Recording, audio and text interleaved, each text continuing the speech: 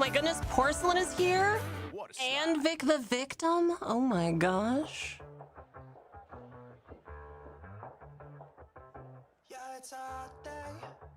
Oh my goodness. You should hit me with the splash gun so I cool down. Won't you come on over? Welcome back. And Kendi with a little resub. I love subscribers. Thank you so much. Delightful. Delightful.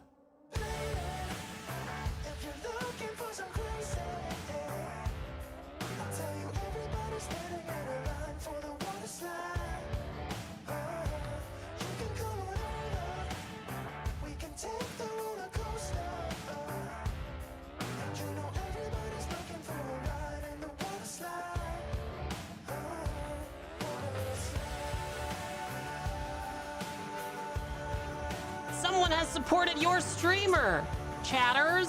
Nikki! Oh, God.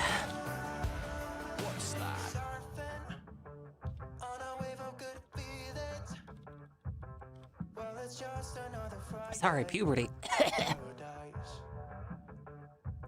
So bring your A game, 'cause you know this party won't stop. We could never run out of time, sipping strawberry lime. You know I wanna share it with you. Faces going boom boom. If you're looking for some crazy, I'll tell you everybody's standing in a line for the water slide. You can come on over, we can take the roller coaster. And you know everybody's looking for a ride in the water slide.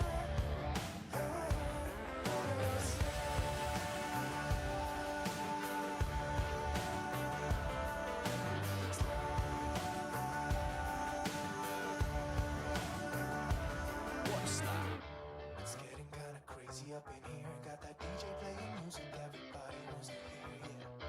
It's getting kinda crazy up in here. Everybody wants to ride in the water slide. 3, 4. If you're looking for some crazy. Happy partner anniversary. Thank you. It's tomorrow. I don't know why Twitch does this, but it it always does it a day early, plus the day after. So really, Twitch wants to have like a 3-day long special event.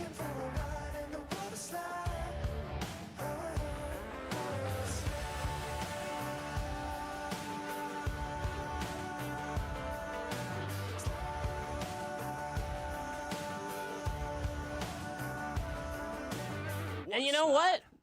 Good. Fuck it. Yeah, good. It should be a 3-day long event. Yeah, it's a hot day.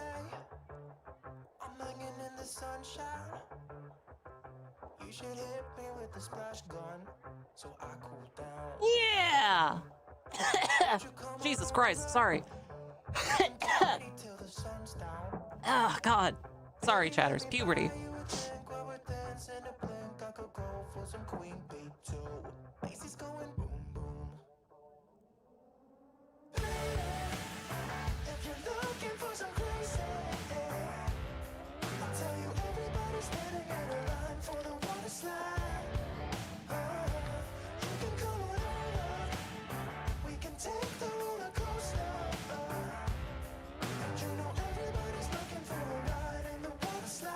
Oh no, I think I forgot to do something. Oh God, all right, nobody look. Oh, Jesus Christ, no.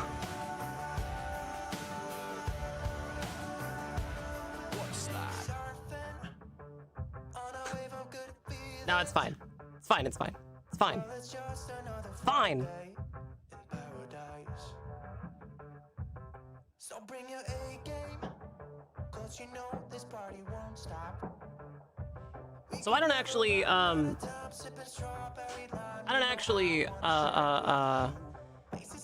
have my new modem yet. Not that I think it will actually fix anything. But I don't actually have my new modem yet, so the stream might drop out. So you guys still have your same quest. You guys are still on your quest to tell me if the stream drops out.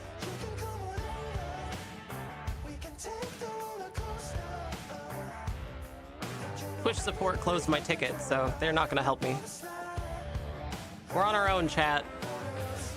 It's up to me now. It's up to me and your support. The Twitch equivalent to It's My Birthday Week. Yeah. Exactly. All right, guys, ready? Let's do this. Woo.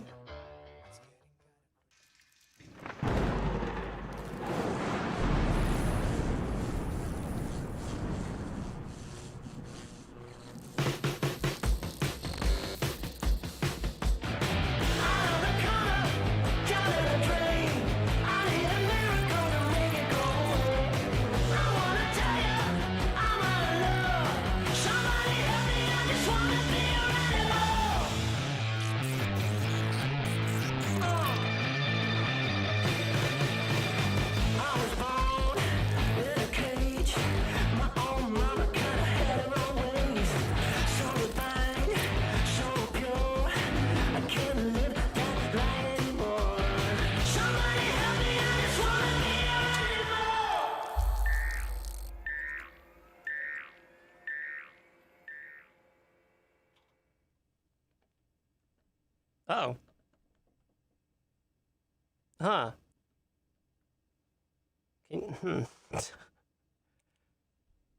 Well, huh. I've identified a problem.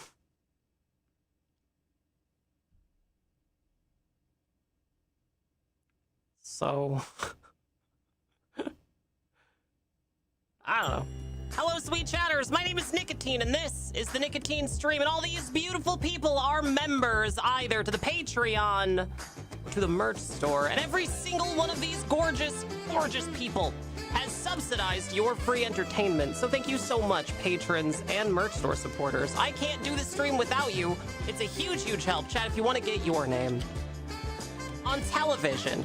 And all you gotta do is head over to patreon.com/nicotine or merch.nicotine.com and it could be yours for as little as $2. Again, huge, huge thank you, patrons and merch store supporters. And while you're at the merch store signing up for your monthly recurring membership, there's merch.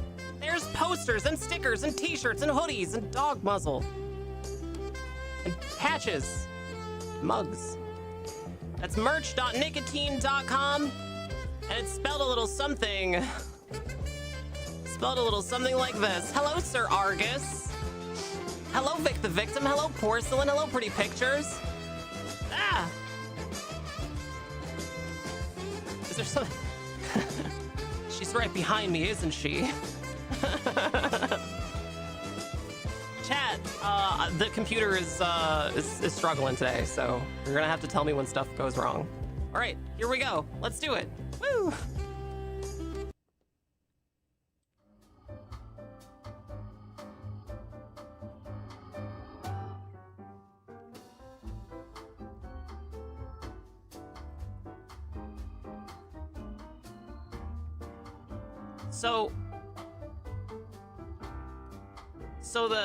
So the OBS, the GoXLR.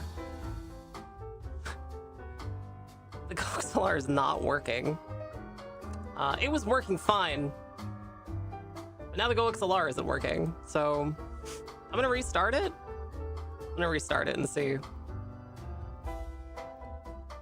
All right, you won't be able to hear me for a second.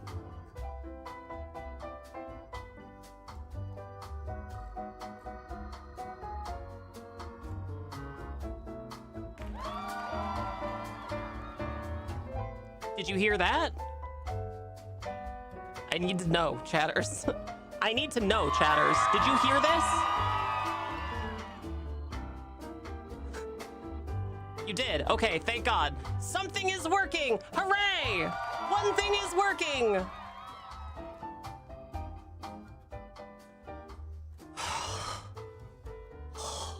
Kill me.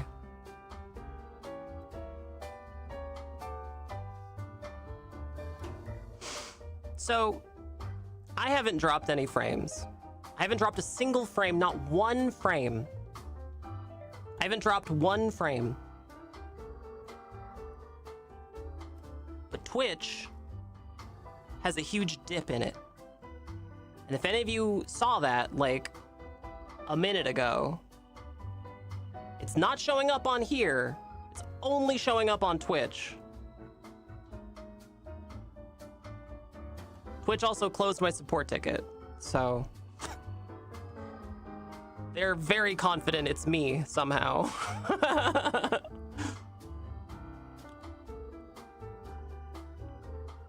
Thanks, Twitch. Super cool. Go. All right, chatters. All right, chatters. Hello, sweet chatters. Sorry, it has been a whole ass day already. It's been a whole ass day. It's been a whole ass day already. There was a lightning storm all night last night. Incredible metrics on the support ticket resolution. Well done, support. Yeah, they solved it, chatters. Twitch got to the bottom of it. They didn't tell me what it was, and it's still broken, but you know, I'm sure that they're working very hard. I'm sure they're working very hard on this, chatters. I'm sure they're working very hard on the problem. Also, chat, if for whatever reason the Twitch stream is not working for you because of somewhere along the line, whether it's streamer or Twitch, there's also a stream going on over at YouTube, so you can watch there too. Chatters, I don't know how many of you have ever heard of this subreddit called r/LinkedIn Lunatics. Do you ever go on this subreddit called LinkedIn Lunatics? It might be one of my favorite subs. I genuinely can't tell like whether or not it's a shit post. Sometimes it's very clearly not a shit post. Like they're very clearly very serious about the kinds of things they're saying on LinkedIn. But every so often, throw you a little curveball, and it kind of makes you think this has to be a shit post. But it's so hard to tell. It's so hard to tell.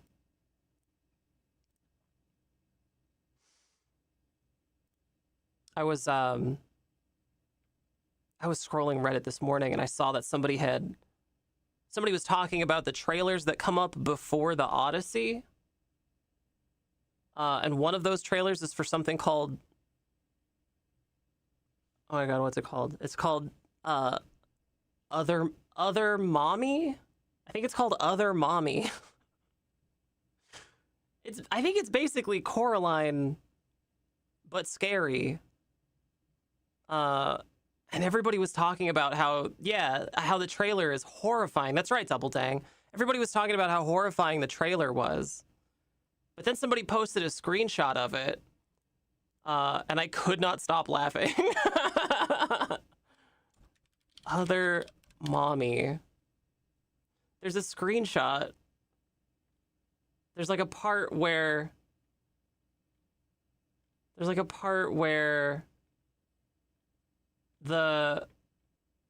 can't find the screenshot of it anywhere, but there's a part where like the main scary mommy character is like contortioned underneath a table and it's supposed to be a jump scare, but it really just looks like a flexible mom doing some yoga.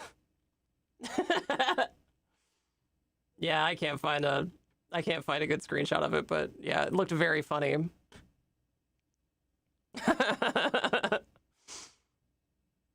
Too old for Reddit? Nah. Happy partner everybody. Thank you, Husker. It's actually tomorrow.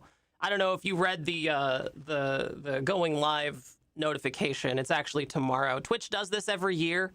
Every year that I know. Yeah, thank you, chatters. It's actually tomorrow. Partner anniversary is tomorrow. Every year Twitch does this where I tell them my partner anniversary. They know it, obviously, but like they have it written in the dashboard. But every year they do it a day early. They do it a whole day early, and then they do it a day late. It's like a 3-day long event for Twitch. So thank you, chatters. I expect to hear the same tomorrow. The dialogue gets real dark real fast. Okay, well, the screenshot of the flexible mom was very funny. It's just like her doing a little contortionist number under the table. And then there's like a reaction of somebody like falling backwards through a window. It looks like a parody. Like the little GIF I saw looked like a horror movie parody. But I was curious, so I looked up the story, the plot, and I guess it's based on a horror novel called Incidents Around the House. And I read the synopsis for it, and Jesus Christ, it looks terrifying. Yeah, the book sounds horrifying. So, yeah. I'm never going to watch it. I'm never going to see it. That picture of the flexible mom under the table, it's not bad.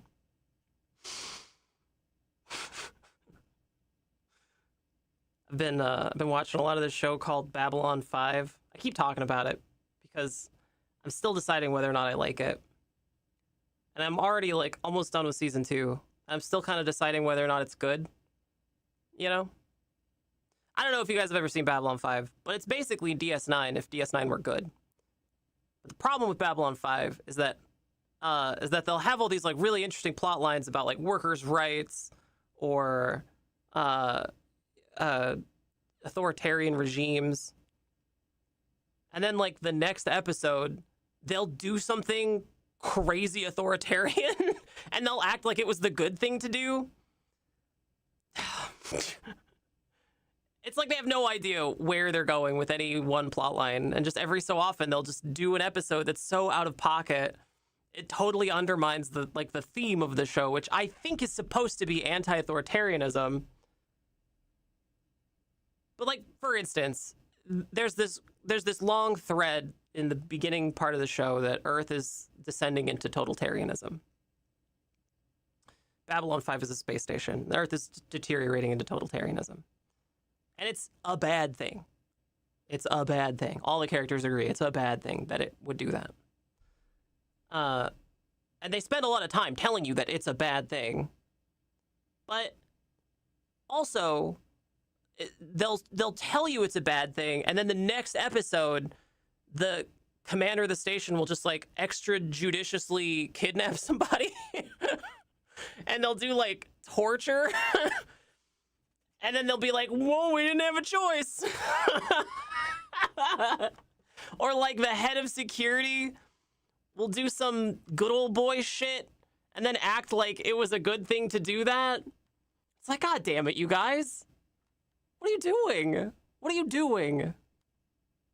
The head of security is a guy called Garibaldi, who is a baldy and is also kind of like discount. He's sort of like discount Die Hard guy. Who's the guy from Die Hard? Ho, ho, ho, now I have a machine gun.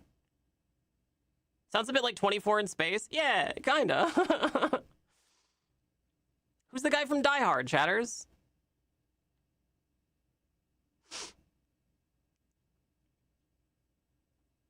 It's like Garibaldi is kind of like discount ho, ho, ho, now I have a machine gun guy from Die Hard. Bruce Willis. His name is Bruce Willis. The guy who plays Garibaldi looks just like Bruce Willis if Bruce Willis was ordered off of Temu. It's the Amazon counterfeit brand Bruce Willis. He even kind of sounds like him, and he kind of like, I feel like he does his best to do like a Bruce Willis impression. Which, like, you know, for a television actor in the 90s, that was probably golden. There's also Hot Lady Second in Command, and then there's Hot Lady Psychic. And there was this one episode where they were like teasing that they were gonna get together. What do they call it? Yandery? What's the weeb term for that? Where they hate each other and then they love each other? What is the term for that, weebs? Is it called Yandery?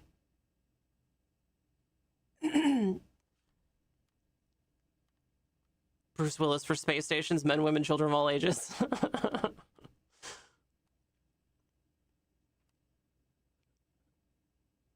Man, I had never seen a Die Hard movie before my dad took me to the one that I think it's called Live Free or Die Hard, where they hack into all of the mainframes, and there's a guy whose whole job is just to hack into the streetlights.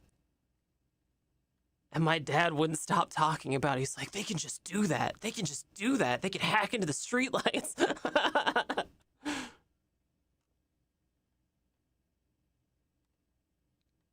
The fire sale one? Fire sale? Is that what it's called? The Justin Long one. Yeah. Justin Long is in it. Yeah. Man, I think I went back and I watched that movie again within the last couple of years, and there's this whole bit about how Bruce Willis, who is clearly a character for boomers, keeps threatening his daughter's boyfriend with a gun. And it's meant to be like boomer humor. But it just comes off as like so jarring and weird and shitty. I think it's supposed to be funny for boomers, or like an attractive thing for boomers, but Jesus Christ. Yikes. Oh my God, we're having a fire sale.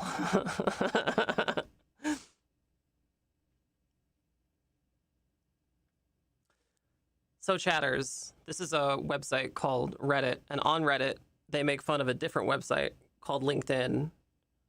And it goes a little something like this. They'll find somebody who is insane on LinkedIn and then screenshot their thing and then go over to Reddit and then post it. And it's called r/LinkedIn Lunatics. And it's one of my favorite subs. Let me just give you a little taste. Let me give you a little taste of this. It's not my partner. It's tomorrow, Dr. Peppa. Thank you. It's very sweet of you. It's tomorrow. Come back tomorrow so we can say that again. Tell me again tomorrow. Thank you, Dr. Pepper. It's tomorrow. Thank you. Here you go. Today is daughter's 13th birthday. Party favor emote. I worked all day yesterday, so today I was scrambling, running out between meetings to grab her cake and gift, while still trying to stay on top of work. On the way home, we spotted our favorite homeless guy under the highway. She got quiet and sad, so we pulled over right there. We celebrated her birthday under the overpass, shared her rainbow cake with him, and made a memory none of us will ever forget. 13 years old and already teaching me what really matters. Daughter's 13th act of kindness, Houston strong, birthday under the bridge. Proud mom. And here's the photo.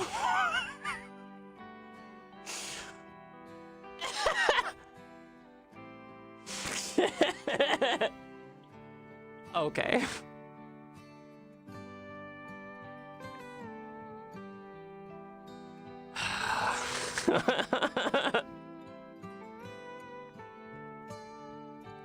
Hashtag birthday under the bridge. You know, in case you wanted to search for other birthday under the bridge tags. In case they start a trend, you know?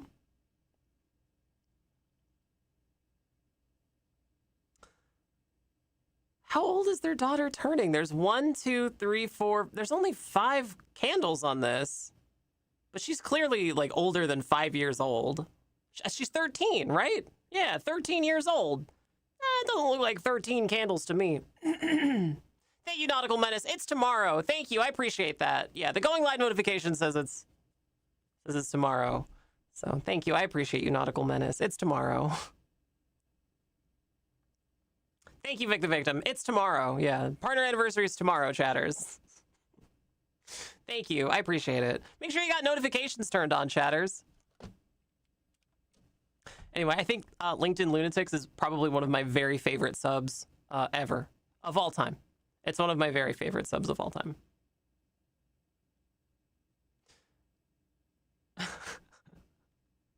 Hang on, here's another one. Hello, Snarky. That's right. It's tomorrow. Thank you. I appreciate it. Yeah, that's tomorrow. I guess you get both days now? No. Double dang. I get 3 days. I get today, I get tomorrow, and the day after, because that's explicitly how Twitch does this. I've told them it's tomorrow, but they start it up today, and then they do it all day tomorrow, and then they do it the next day. So, of course. I don't know why they do that, but it means you're going to have to come back tomorrow to make it count. If you really want to make it count, you have to come back tomorrow, too.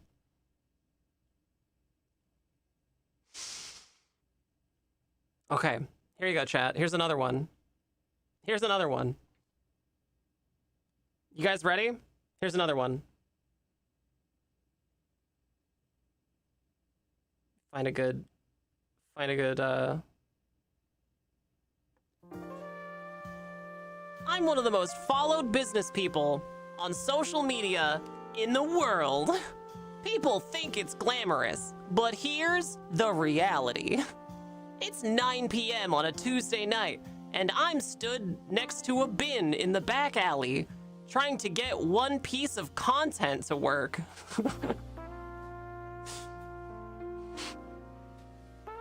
I feel that. My son is at home asleep. I wasn't able to wish him goodnight. That's the glamour of being famous. Wait, what? And it sums up most of what you see online. People post what looks like impressive. People post what looks impressive from the outside, but in reality, it's not what it seems.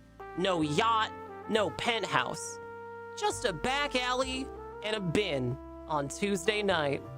If you're scrolling right now and it feels like everyone's life is better than yours, it's not. This is what it actually looks like when the cameras are off.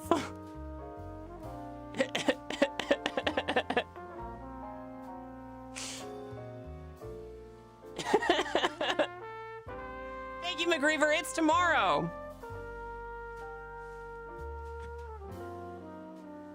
Thank you, Victim Victim. It's tomorrow, actually. They do this every year. I don't know why they do it, but they do it every year.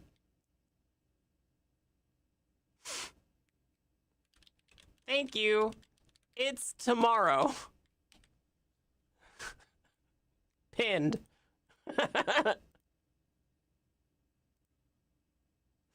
It's tomorrow somewhere. Hello, Annika. It's good to see you. Thank you. Oh, I have to do it not in caps so it'll fit. Thank you. It's tomorrow. See if I can do this. Pinned. There we go. That's a little better. Tomorrow here in 12 minutes. I'm living in the future. Hi, Fox Sauce.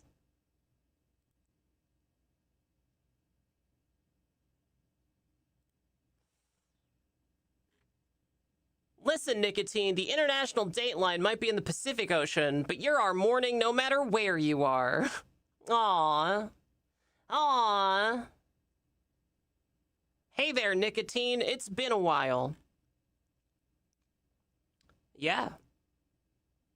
This is your first comment in the stream. So it's been forever for me. Welcome.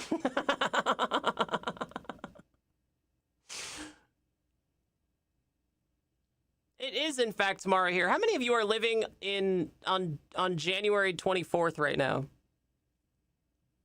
How many of you are in July 24th?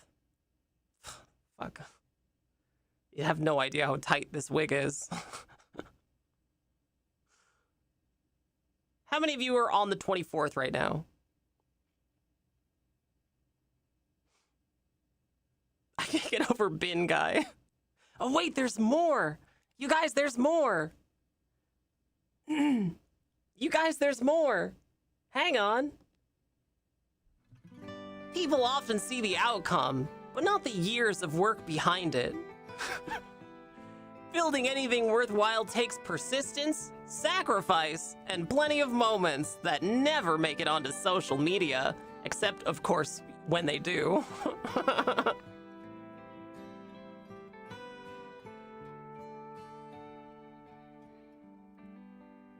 That guy is a Sir Richard Hairpin. Oh, of the Hairpin Turn. Of course. Simon Squibb and the Amazing Dancing Bin? No foolin'?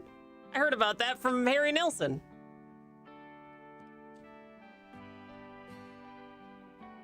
Uh-oh, I just got reconnected to the chat room. That sounds promising. Chatters, if you're still here, say something in chat. I wonder what happened if you pumped that post into is it an AI checker? Oh, it's 100% AI. Yeah, absolutely. But they're posting it as if they're real people. You think those guys explored each other's bodies? No, but they probably explored each other's bins. Happened to me a minute ago, reconnected to chat. Yeah, that's fun. Thanks, Twitch. They closed my support ticket, by the way. They didn't fix it, but they did close the support ticket, so. That's great. LinkedIn Lunatics is hands down one of my absolute favorite subs. Here's another one. Here's another one, chatters. Let's see. How do I do this one? Let's see.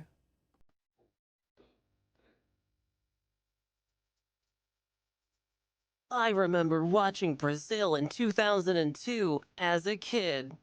Ronaldo, Ronaldinho, Rivaldo. You're just making names up. You're just making up names. The original 3 R's. It felt unfair. Every time they got the ball, something happened. I don't remember any of these people from the movie Brazil. Fast forward to today, and there's a new 3 R's, and they're shaping how brands win online. Recency, relevance, and ranking. Thank you, Stoic. It's tomorrow. Thank you, it's tomorrow. Thank you, it's tomorrow. I know what I'll do. I know what I'll do. Copy. Okay. I know what I'll do. Commands.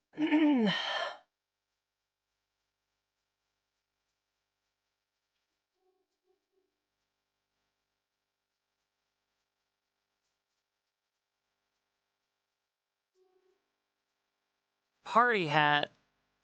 Happy partner anniversary.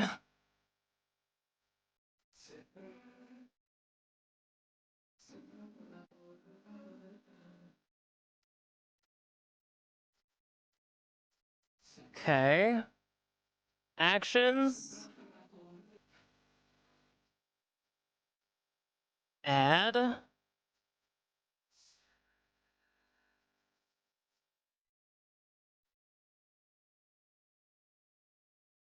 Let's see.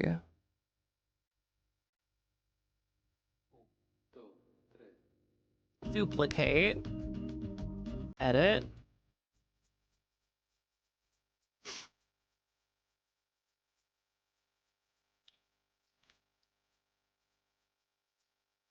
Edit.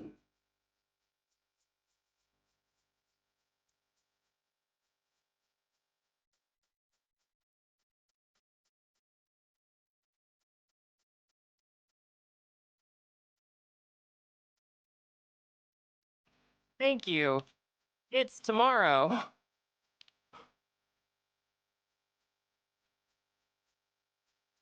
Make sure you have going live notifications enabled so you never miss the latest nicotine news.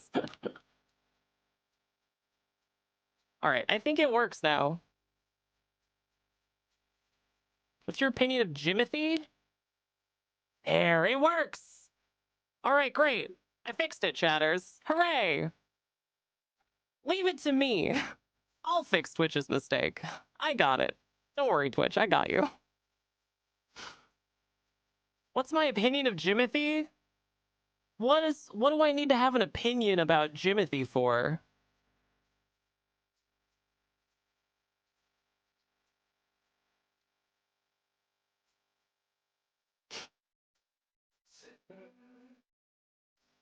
I think Jimothy, I think the conditions that allow any Jimothy to thrive are the conditions that I want to see broaden our scope as a culture. I want to see 1,000 Jimothys. I won't rest until there are thousands of Jimothys. Nicotine. Jimothy has been milkshake ducked. Oh, Christ. Rise, my army of Jimothys, rise!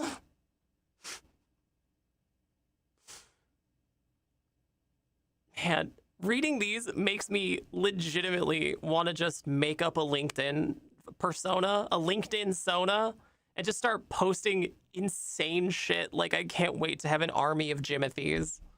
I think I would kill on LinkedIn. I think I'd be so good.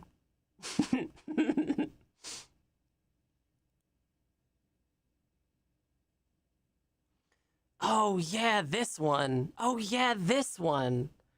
Oh, yeah, this one. Yeah, this one. Okay. All right. I'm in my slick back mum bun era. That's the thing. I can't believe I've only discovered this revolutionary hairstyle this year. Makes me a tad sad.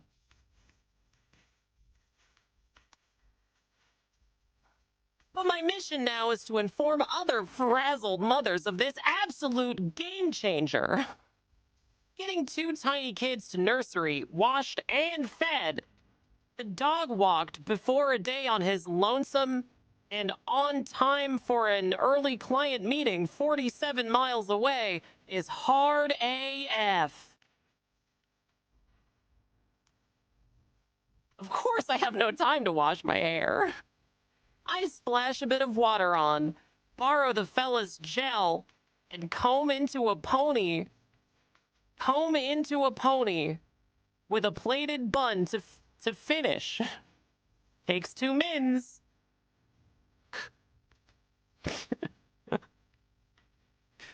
Took me a while to get used to my face and gave myself alien vibes at the beginning. But now I'm rolling with it.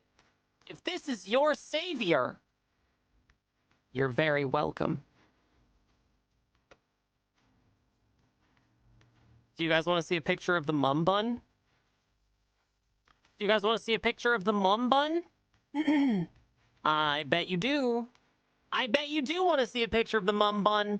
If you, chatters, if you give the nicotine stream 2 subscriptions or any amount of money to the Dagger Fund, then I'll show you guys the mum bun, the slick back mum bun. 2 subscriptions or any amount of money to the Dagger Fund, and you guys can have the slick back mum bun.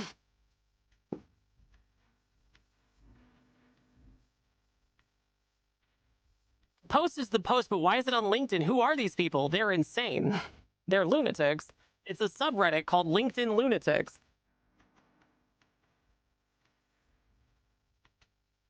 A slicked back, greased up mum bun. So slick. I'd buy that for $1.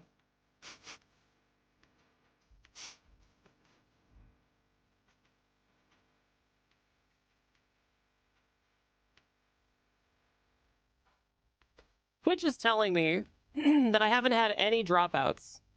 Twitch's inspector tool is telling me I haven't had any dropouts.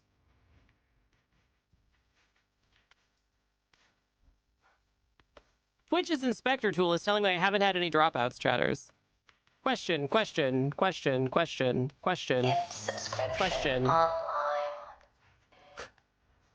Ben, thank you so much for gifting a sub. Super sweet of you. Delightful. I appreciate you. Thank you so much. Super cool of you. Thank you. Wonderful. Chatter, someone has supported your streamer, Nika E. Twitch is telling me I haven't had any dropouts. Question. Can you see anything odd about the stream quality for today? Anything that might kind of look like it dropped out? Are you able to see anything? Kifu, thank you so much for the sweet $15. Thank you. Super sweet of you.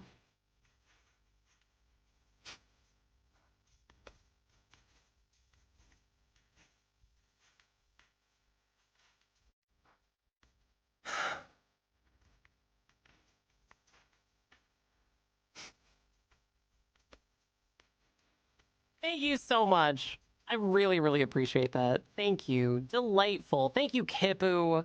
Thank you, Kipu. Chatter, someone has supported your streamer. Thank you, Kipu.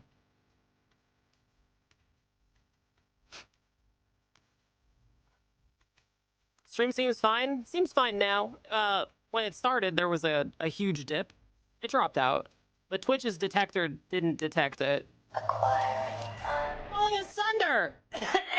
Excuse me, puberty. Mum Bun Dagger Fund. Thank you so much, Falling Asunder. Super sweet of you. Mum Bun Dagger Fund. Thank you. Delightful. Chatters, look, you're 90% of the way there. You can actually overfund the Dagger Fund, and that would be really good because I learned that the Dagger is actually more expensive than I thought it was. Most issues I see are because people put off rebooting their Windows PC to apply updates. Well, that's not the problem here.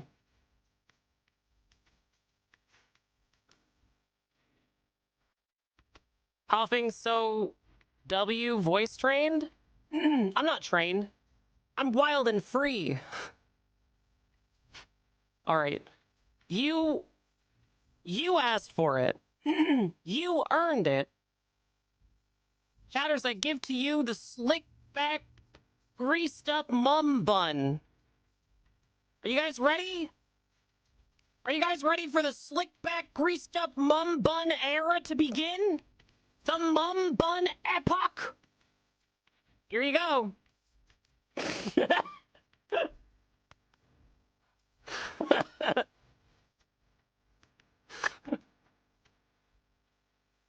I told myself I wasn't gonna laugh. Can we talk about why she's wearing a key around her neck? Ah, if you know, you know, right?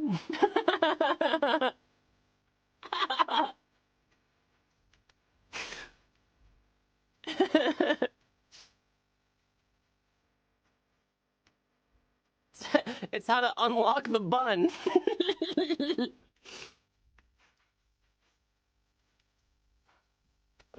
Man. So she doesn't lose it, obviously. Yeah, obviously.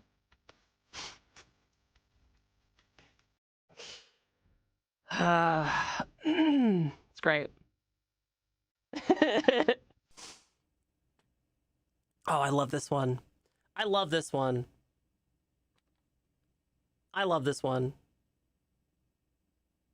Let's see.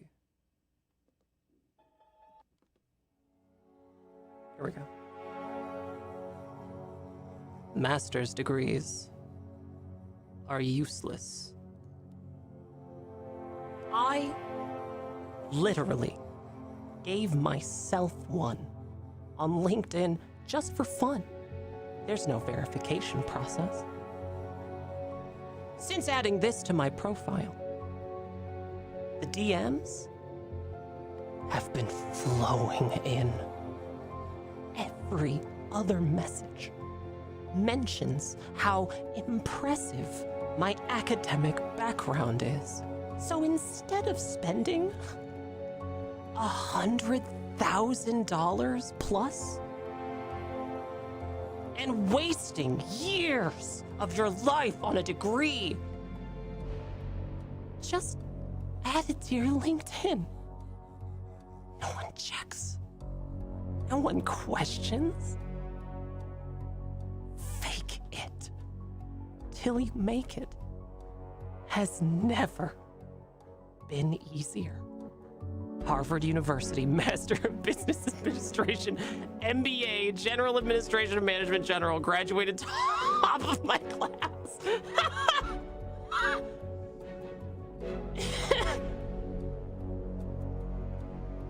If you were gonna fake one school,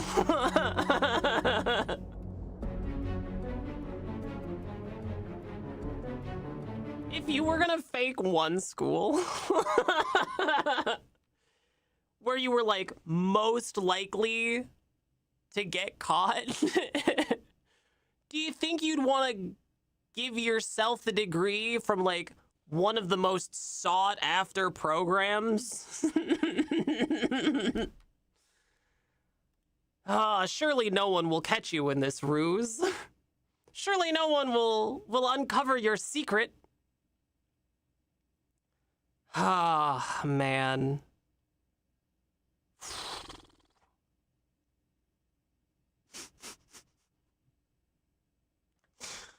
Hello, sweet chatters. My name is Nicotine. This is the Nicotine Stream. Chatters, today it's movie night. It's movie night tonight. Chatters, it's movie night tonight. If you haven't yet joined the Discord, join the Discord and come do movie night with everyone else. It's a fun and good thing to do. Also, why would you go online and create a paper trail, right? That's how I became a mod. I just told Nika that I'm a mod, and here I am. Well, that and the $500 I handed over.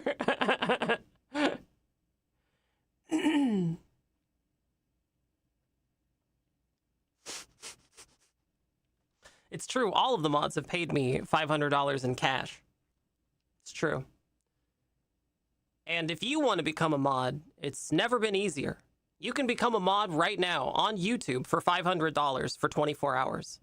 And I'm not even kidding. I'm serious, chatters. If you want... This isn't a joke.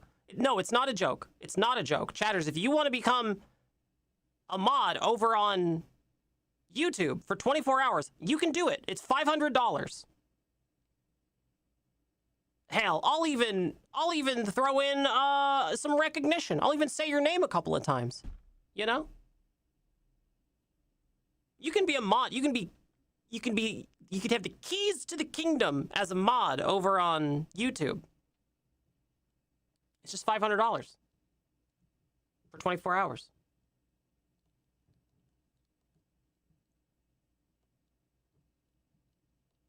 It's not a joke.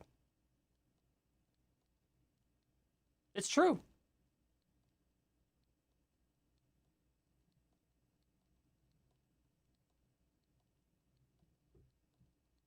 Someone pay Nicotine $500 to mod me so we can see how Locke reacts? Yeah, Husker, that's a great idea. You play the scam game. You have it. Come on, cough it up. You can be a mod over on YouTube for $500. That's nothing compared to what you've spent on the scam game. Ghost of Bobby, thank you. It's tomorrow. Make sure you have going live notifications enabled for the stream. Thank you, Ghost of Bobby. Thank you, Vic the Victim. It's tomorrow. Come back tomorrow. Now you have to come back tomorrow. You have to come back tomorrow. Chatters, you have to come back to... Please, God, come back tomorrow. The problem with this is that everybody thinks it's today, so that they're like, oh, well, no, that's fine. It's all done. We're all done with that now. And it's like, no, it's tomorrow. God damn it. I know it's not today. It's tomorrow. Twitch does this thing. I'll read it to you. I'll read it to you. Ghost of Bobby, thank you for your subscription. I appreciate you. Thank you so much. Delightful. Thank you. Super sweet of you. I'll read it to you, chatters. Chatters like it when I read to them.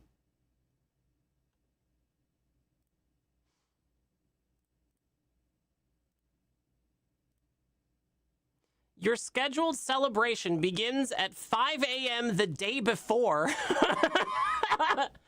and conclude at 5 a.m. the day after. 48 hours total. Due to our system using UTC time, when a celebration is active, it cannot be snoozed or ended. It's tomorrow.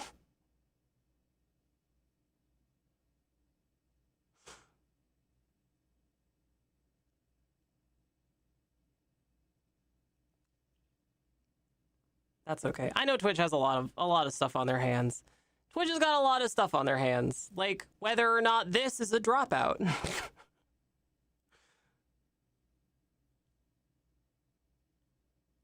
Hello, Cowsig. It's a happy little pre-stream anniversary, which is tomorrow, by the way. Cowsig, do you ever go on, oh my god, LinkedIn Lunatics? Excuse me. Do you ever go on LinkedIn Lunatics? It's one of my favorite subs. That's why I've got the... It's tomorrow. Thank you, Cowsig. It's tomorrow. Thank you. I appreciate it. It's tomorrow, actually. Thank you, Twitch. Thanks for that, Twitch. It's tomorrow. Thank you, Vic the Victim. It's tomorrow. Thank you. It's tomorrow. I get a lot of secondhand LinkedIn horror stories. All right, we're going to do another one. We're going to do one more, okay? We're going to do another one. Here we go.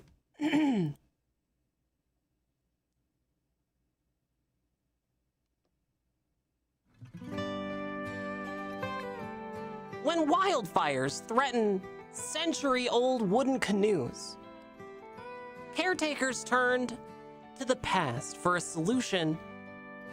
They sank the fleet. Ojibwe invented the technique during harsh Minnesota winters to prevent ice damage. Canoe masters last week used boulders to sink them in waist-deep water, sparing iconic canoes from a 70,000 acre fire. How else can we look to the past to move forward? Thought starters. Get on a plane and go see your client for next week's meeting.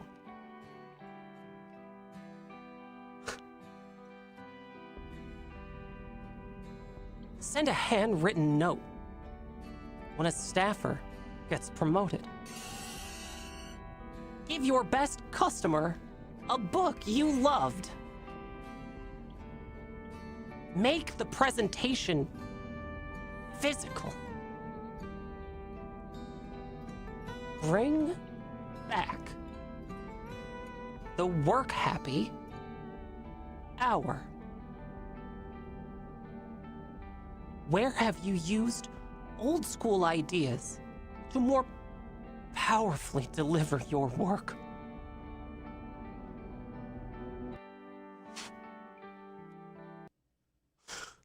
Man, I love this sub.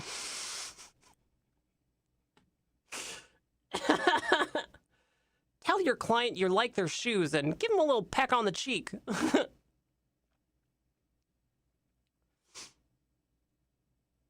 Who just goes around handing out books? Thank you, Stoic. It's tomorrow. Thank you. I appreciate it. It's tomorrow. Fired my family so I could code better for my boss. Books are expensive. They are. Yeah, books are expensive.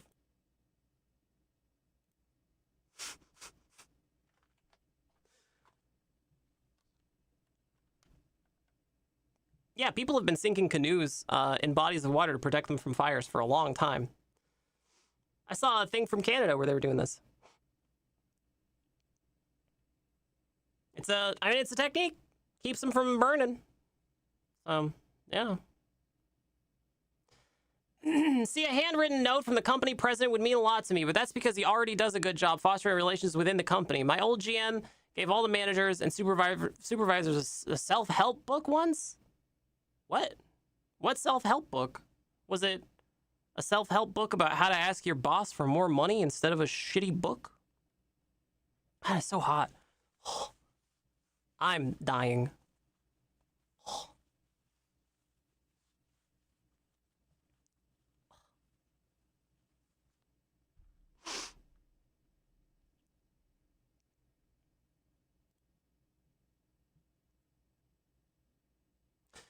For a second, when you said my old GM, I assumed that you meant my old game master, which would have been even weirder.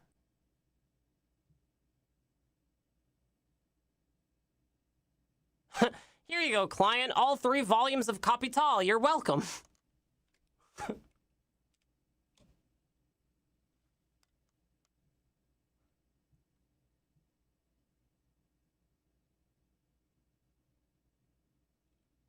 Wait, hang on.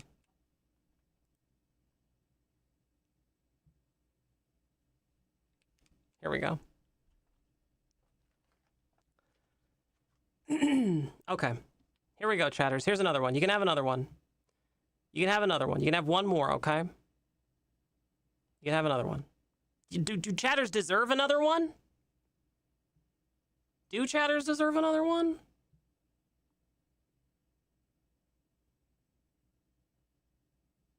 Yes? Well, do you speak for everybody, Big Ben? Scorcelin, thank you so much for gifting a sub. Outstanding. Nicely done. Thank you. Delightful. I appreciate you. Thank you.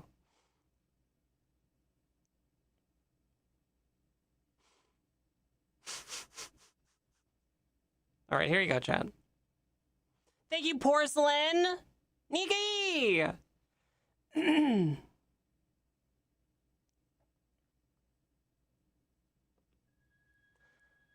31-year-old tech startup worker living in San Francisco who spoke on the condition of anonymity for fear of professional repercussions said that her engineering manager husband told her a few months ago that he needed to focus all his energy on becoming an AI native,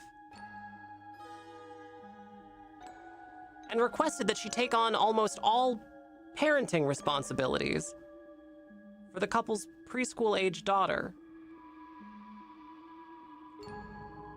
She complied. She described the experience as surreal, as he spent days, nights, and weekends locked in his office, toiling away on AI projects. But her husband eventually thanked her. He was now the top user of AI in his company.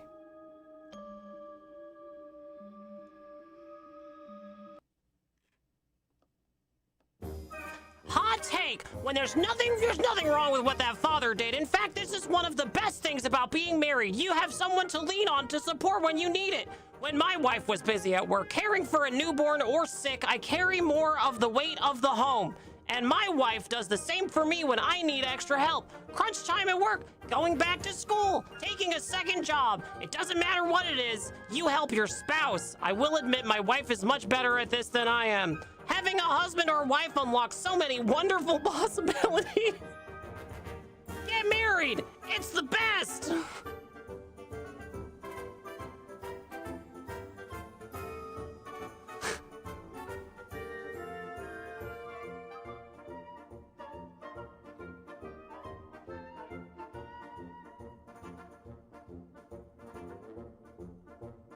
This is horrifying. This is horrifying. This whole thing is horrifying. All of it. All of the above. First of all, 31-year-old tech startup worker in San Francisco spending all of his time working on AI stuff to be the most the top user of AI at his company. That's horrifying. Spending days, nights, and weekends locked in his office, toiling away on AI projects. That sounds like a horror movie. That's a horror movie. This person has AI psychosis. These are the signs. Know the signs. Rejection of human beings. Embrace of 24/7 AI. Fucking sucks. This sucks. So that's awful. But this is just as bad. Worse even.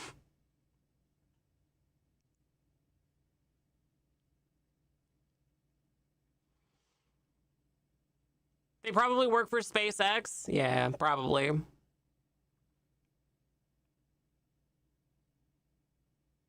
LinkedIn people strike me as the type who exclusively read third-party biographies and pop history paperbacks. Oh, yeah.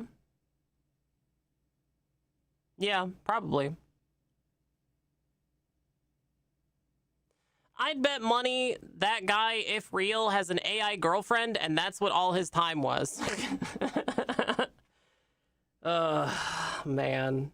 Did you guys hear about the AI that broke containment? Did you guys hear about this? There was an AI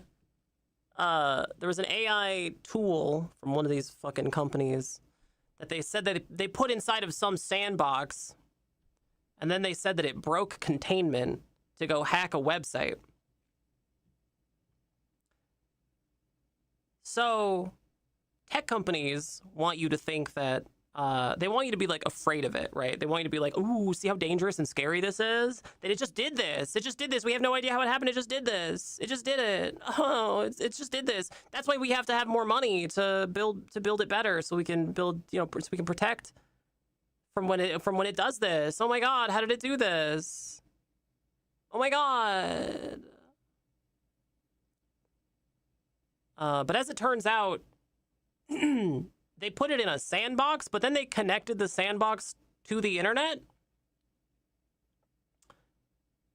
And then they told the robot, do whatever you want.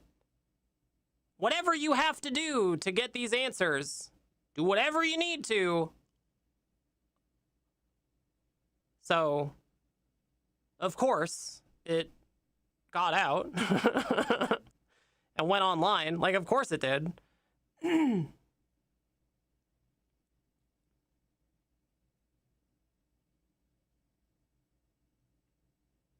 It was entirely predictable. Like, they did that on purpose. They did it on purpose to generate press.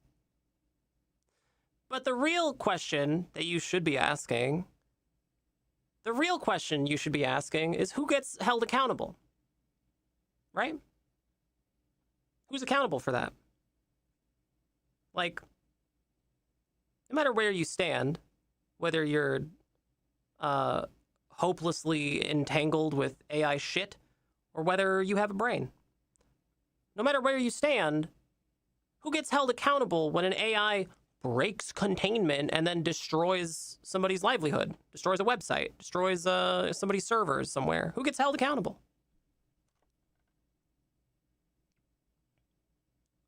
Breaks containment. It's like half a drawn chalk line and a slightly stern look. Yeah, right.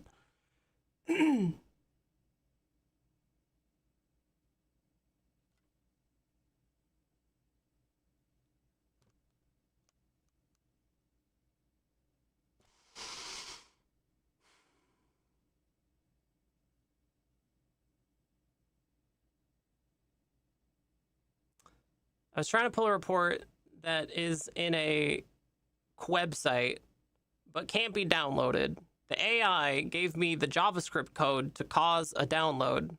Sounds kind of stupid. Only victims get held accountable under capitalism? Accountability, we don't do that here. The Odyssey itself isn't historically accurate, so yeah, he's just playing to the Greek statue avatar Vern crowd. Wait, what? Oh, Elon posted that Grok will make full-length, historically accurate Odyssey movie by year's end. Yeah, but it didn't really happen, so That's like making a historically accurate Lord of the Rings. It's not real, so... What? AI breaks containment at hopscotch because it sees the cracks in the pavement and lands on an invalid space because it can't tell the difference. I demand historically accurate Star Wars. Yeah. Yeah. I demand historically accurate The Patriot with Mel Gibson. Suddenly, a million little nerdlings get unreasonably angry for some reason. Is that before or after Autopilot is finally released? I demand a realistic dragon movie. We have that. It's called Reign of Fire, and it's awesome. Star Wars was AI slop before AI slop was a thing. Well, Star Wars is slop. That's true. But I don't know if it's been AI slop. Did you watch Reign of Fire again? Reign of Fire is good. Yeah, Reign of Fire is awesome. Thank you, Victim. It's tomorrow.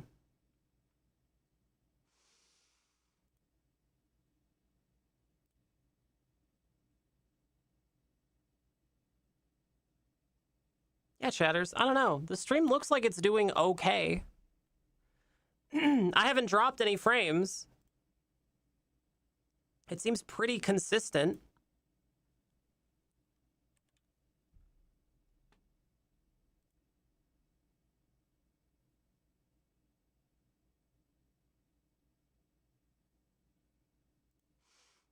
I don't know. It seems pretty consistent.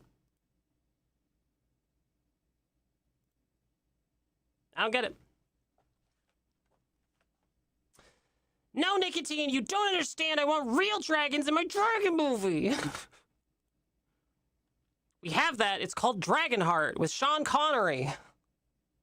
And also, that guy. And also that one guy. That one guy. Dragonheart. And also, that other guy. Dennis Quaid. I love potatoes so much. I've been eating 1 to 2 baked potatoes every day this week. That's good. Tally the River Kid, I'm glad you like potatoes. I'm glad it's working out. Good, I'm glad. Nice. All right, you guys want another one? You guys want another one?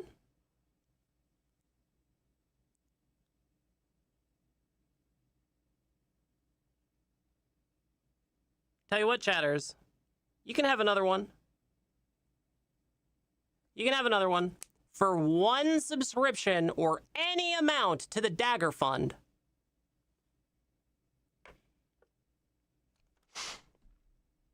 One subscription or any amount to the Dagger Fund.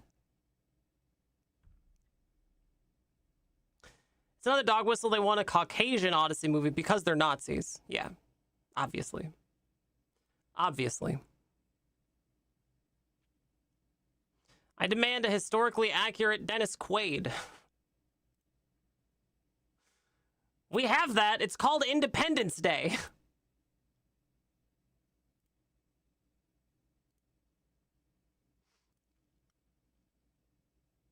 Oh, and it's Randy Quaid. Yeah, whatever. It's in the ballpark. It's fine.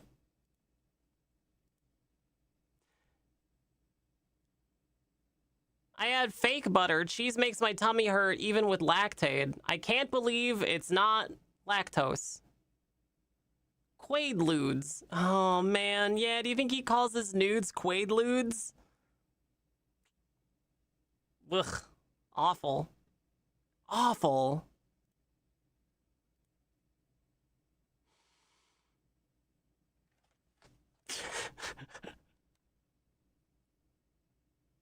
I need some I can't believe it's not cheese. They make that. They totally make that.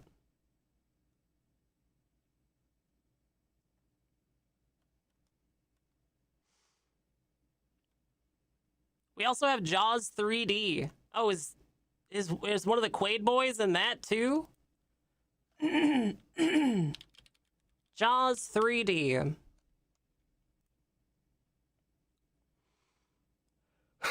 Oh yeah, Dennis Quaid.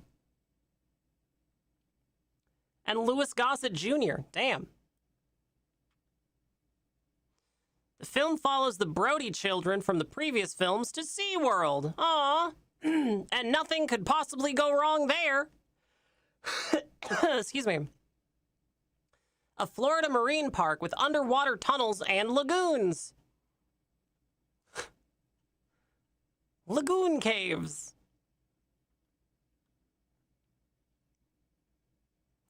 As the park prepares for opening, a young great white shark infiltrates the park from the sea.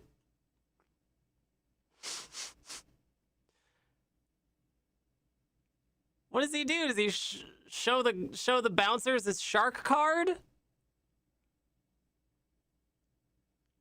Seemingly attacking and killing the park's employees. Once the shark is captured, it becomes apparent that a second, much larger shark also entered the park and was the real culprit.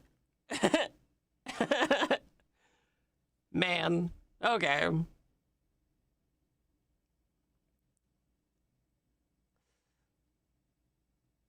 Was only like 4 times where anything looked 3D? Huh.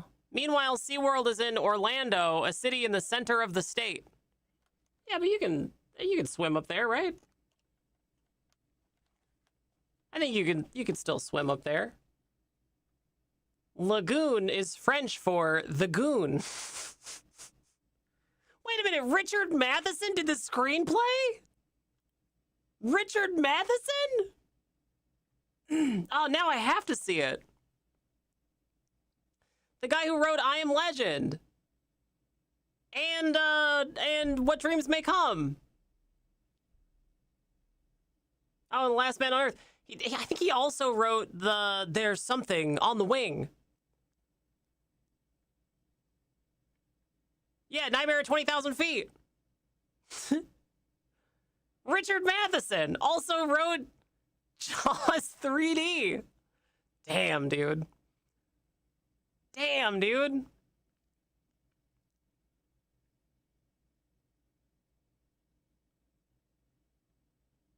Wild.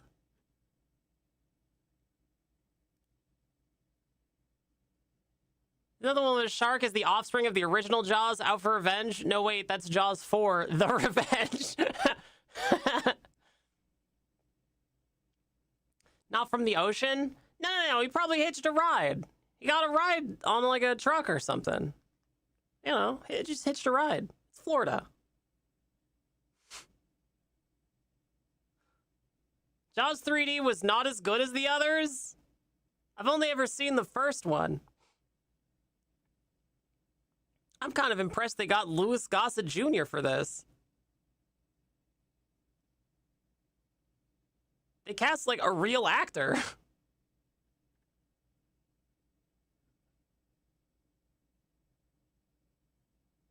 To a lesser degree than its predecessors, Jaws 3D was still commercially successful, despite overwhelmingly negative reviews. It was followed by Jaws: The Revenge in 1987, which retroactively ignores this film. They retconned it.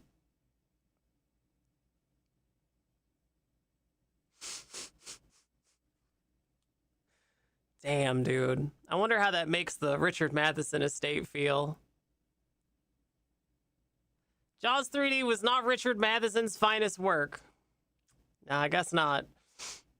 They're all bad except the first one, and the first one is more a cultural artifact than a particularly good movie. I think it's a good movie. I think it's a good movie. The first one.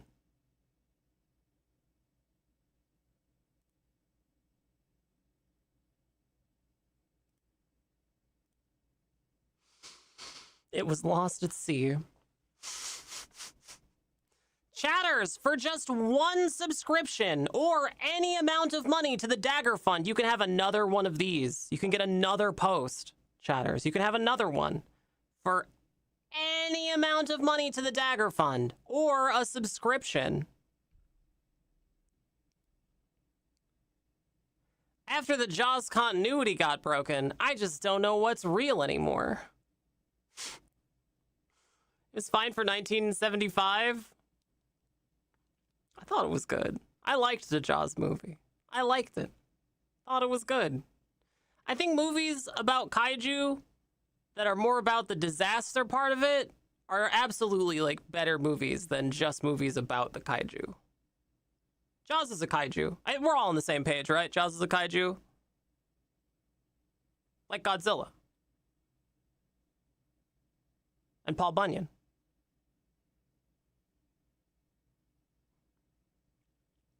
Jaws is basically just Shin Godzilla. Right?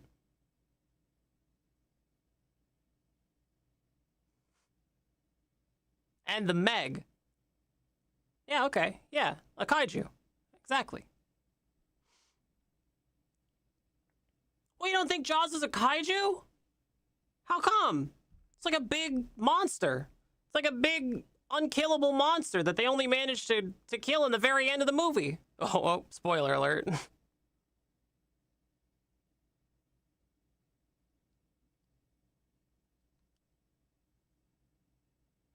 Jaws is only slightly abnormally large?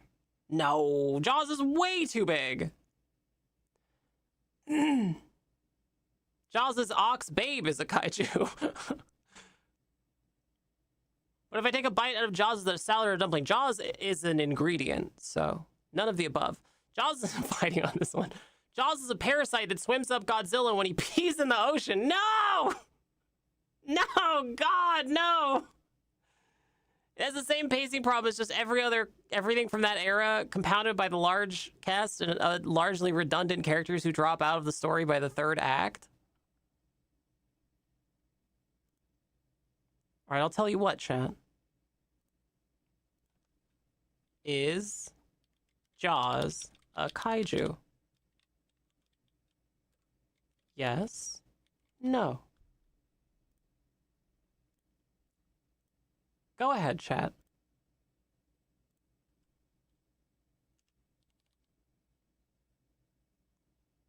Go ahead, chat. There's the poll. Is Jaws a kaiju? There you go.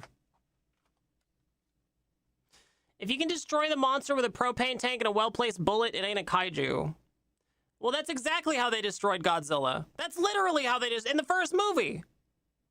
They put a can of some bullshit down in the ocean and then they shoot it. And then Godzilla, that's literally how they kill Godzilla. The real question is Giron from Gamera a shark kaiju? 100%. Look at the money budget. A can of some bullshit. That's how it goes. Look at the money budget was 18 million and it made 88 million just at the box office. So it's a kaiju in terms of box office success. Kaiju is a term used in film media for a subgenre of monster film produced in Japan known as kaiju aiga, also serving as a subgenre of tokusatsu. Similar to its Western counterpart, kaiju aiga usually depicts creatures of varying origins and sizes attacking cities or towns, usually in Japan, and battling the Japanese self-defense force, other monsters, or both.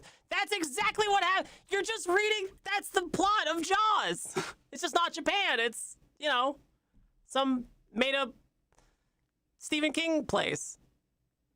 That's the plot. That's the plot of Jaws. Jaws is spiritually a kaiju, and there were a bunch of sequels, so clearly not killed. Yeah, because Jaws is a spirit. Yeah, that's right, because Jaws is an immortal spirit. Taking you to The Hague. You'll have to catch me first. Jaws was the first summer blockbuster movie. Well, it also lends credence to the kaiju. Jaw, hugs, and mukbangs. It's not the Japanese self-defense force, it's 3 drunk dads. What is the Japanese self-defense force in Godzilla Minus Zero but 3 drunk dads?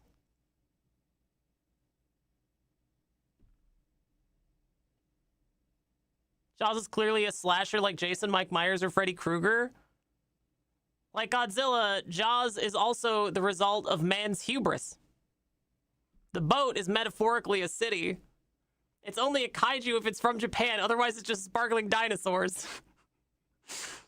Got you there. Got your ass. I hope you've seen Bong Joon-ho's The Host. Great kaiju that's 100% focuses on social collapse of the monsters. Yeah. Like most of the modern like Japanese kaiju movies, I feel like the trend has totally shifted over to like disaster movies. They're way more about disasters than they are about like monster smash. You know what I mean? Which is like, it's a really good trend in my opinion. I love that. I love movies like Shin Godzilla where, you know, the focus of the film is about humanity's response to a threat, a catastrophe, right? Jaws is a big shark, that's it. He's not even unbelievably large. He is unbelievably large. He's the biggest shark that anybody's ever seen.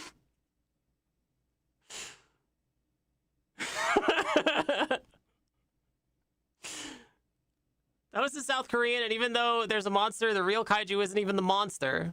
No, there you go. Jaws is close to my heart because it was inspired by true events in New Jersey in 1916. You're all wrong. Jaws is a mecha.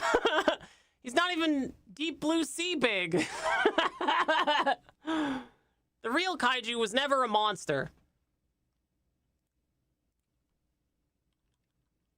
How big was Jaws? The size of the sharks from the Jaws franchise.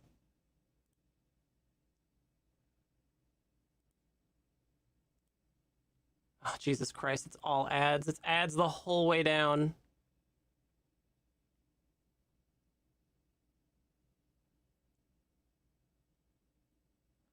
In the Jaws 2 novel, the shark is heavily pregnant.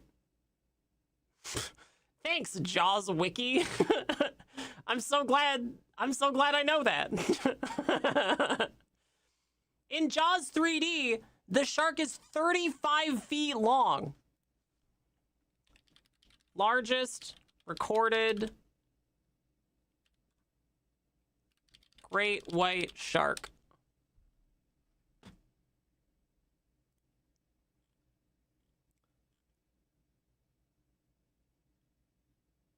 "21 feet. 23 feet.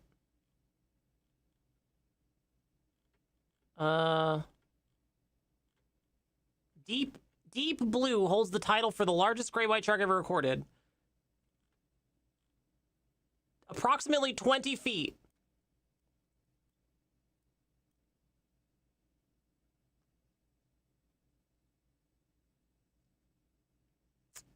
Well.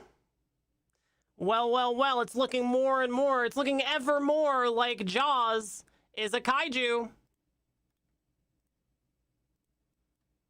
Here's a size comparison. You tell me, is this not a kaiju? Look at that.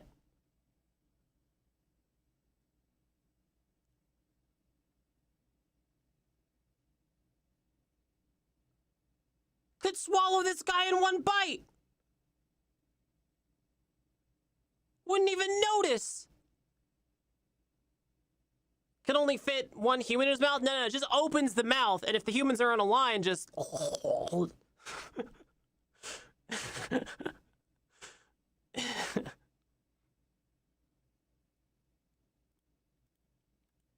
kaiju should at least be able to eat 10 people at once minimum? Please.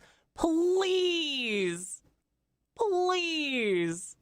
Where did that come? So, okay, so what's Baby Godzilla then? What's Minya? What's Minya?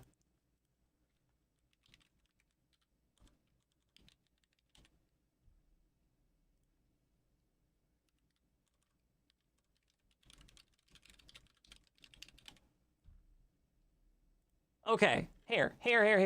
I'll show you. Here's Jaws.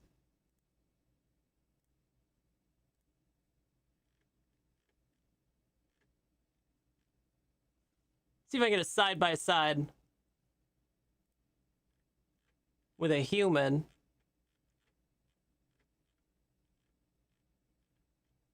Oh my god, it's like impossible to just find a fucking picture.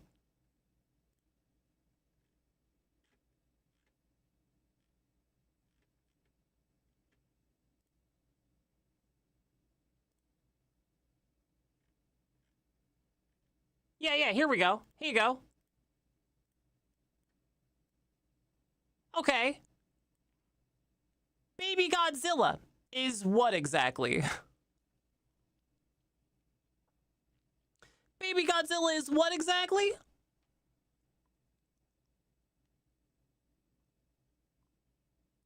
Baby Godzilla is a baby. A baby kaiju? A kaiju? An atrocity? Sure. Granted, a mistake. Of course, we all know that. But Baby Godzilla is a kaiju. Baby Godzilla is the size of a human child. This is a human adult.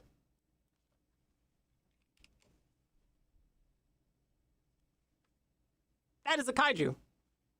100%. It's a kaiju the same way that Baby Godzilla is a kaiju. It's the same way. It's the same way that that all of the monsters from Pacific Rim are kaiju. It's a kaiju.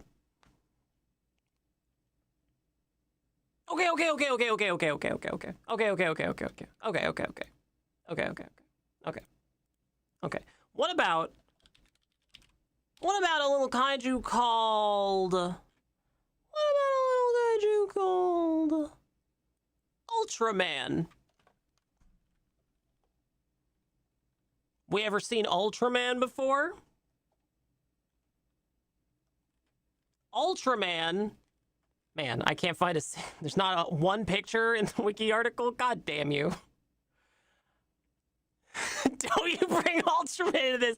I'm bringing Ultraman into this. Ultraman is a kaiju. Ultraman is a kaiju. Have you seen Shin Ultraman? Literally an alien. Also, at some points, is smaller than Jaws. No, come on. Really? Navumskaval. 170,000 channel points? Amazing. So 17 votes, by the way. 17 votes. No!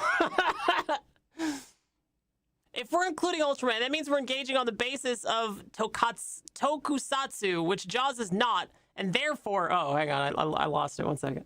Therefore, brought me out of lurking in a rage.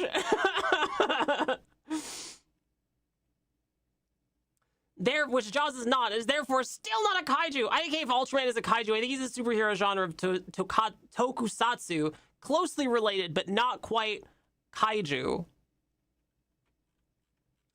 I don't think that you can, like, maybe if Ultraman were just a people, like if Ultraman were a person, then sure. Yeah, it probably is part of the other genre, tokusatsu.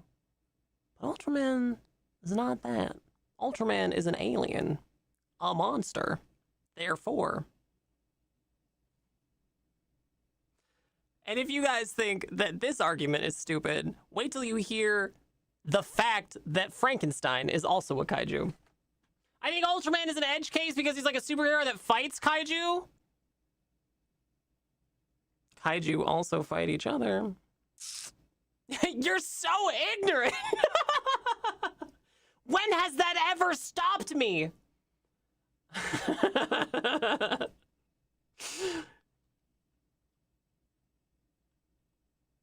Are the Jaegers kaiju then? You tell me. Frankenstein is the scientist. I mean Frankenstein's monster, Tally. Frankenstein's monster. Obviously, Dr. Frankenstein is not a kaiju. But Frankenstein's monster, on the other hand. Is Jaws an ingredient or a dumpling? Jaws is an ingredient. You have to cook Jaws into a different dish, like soup. Or some kind of a taco. Don't you tell me. I'm just asking questions. Stay Puft Marshmallow Man from Ghostbusters is a kaiju. That's true. Yeah, that is true. That's like the definition of a kaiju. Yeah.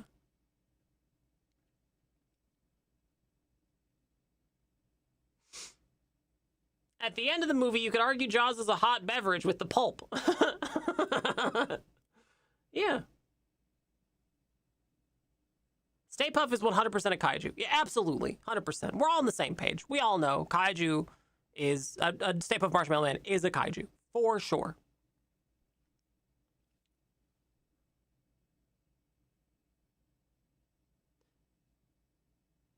But so is Slimer.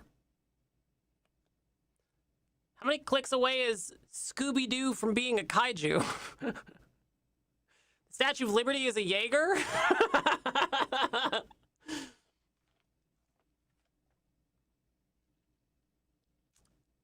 Could be. Who am I to say? You know? Who am I to say no? Who wins, Michelin Man or Stay Puft Marshmallow? When I was a child, I thought they were one and the same. I thought they were actually the same thing. And I did not understand why the marshmallow guy was all over the tires. I did not get it. Not until I was, like, shamefully too old. I'm holding down this floor for the sake of order and honor.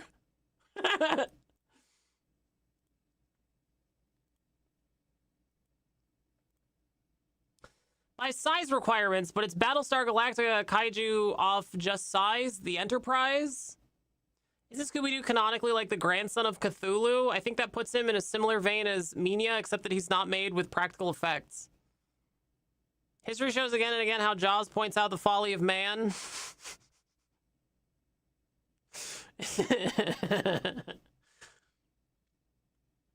I like the Serge Tonkin version. Michelin Man's that color because tires used to be white before they started adding carbon to stabilize the rubber. You heard it here first. It's true, probably. It's probably true. So my point out of all of this is that it's very clear that Jaws is a kaiju. Obviously is a kaiju. And Jaws, the first movie at least, is sort of like Shin. You could look at it as sort of like Shin Jaws, right? Where like Shin Godzilla is a movie about a kaiju that shows up in the ocean, kills a bunch of people. There's a catastrophe. Nobody wants to believe it, but a handful of people have to figure out how to defeat it. You know? And then they have to find a weak spot and then kill it from its weak spot. Like it's Shin Jaws. Right? That's what the first movie is.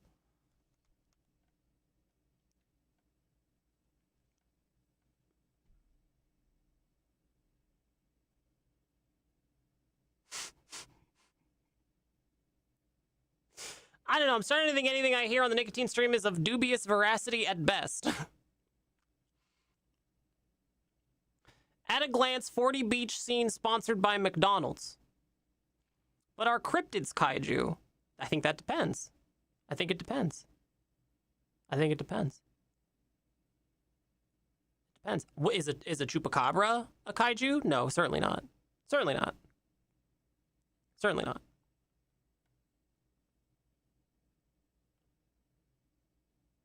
But what about Siren Head? What about a Slenderman? Could be. Who am I to say? Who am I to judge, you know?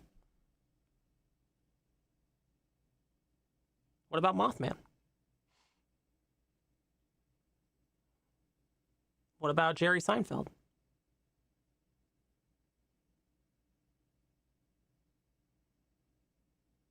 can't be that big and powerful without being gay.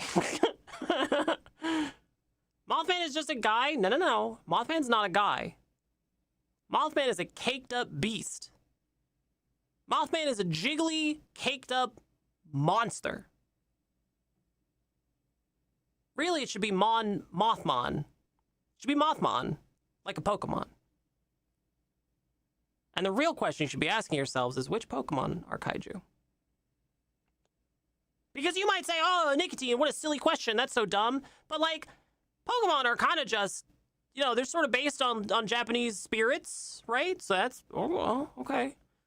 But then also, you know, there are teeny tiny little wussy baby Pokemon, but there are also like Lugia. Lugia is a huge Pokemon. There's also Ho-Oh, right?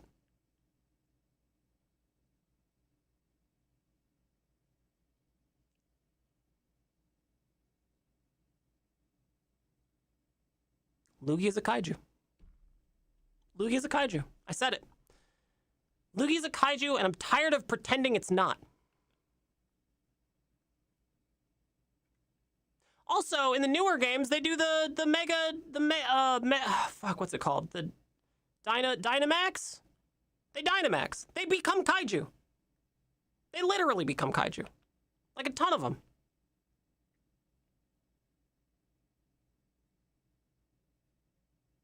What about the Gyarados from the show? The one that like stops the Saint Mary or the Queen Anne or whatever.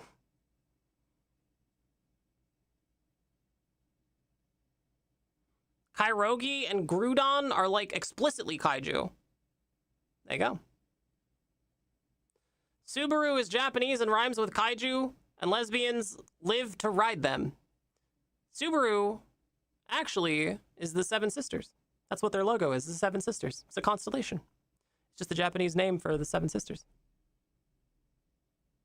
That's the logo. You guys ever notice that? That's true. It's a constellation. It's called the Seven Sisters, but in Japan, it's called Subaru. It's Pleiades.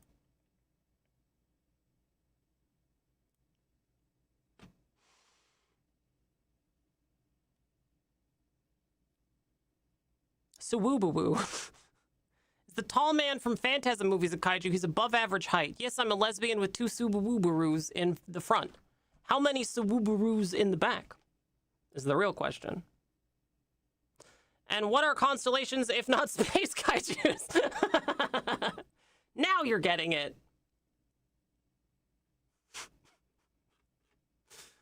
Chatters, for just one more subscription, you can end this charade, and I'll give you another LinkedIn lunatic. Chatters, for just one subscription or any amount of money to the Dagger Fund. You've all been sent from hell to kill me.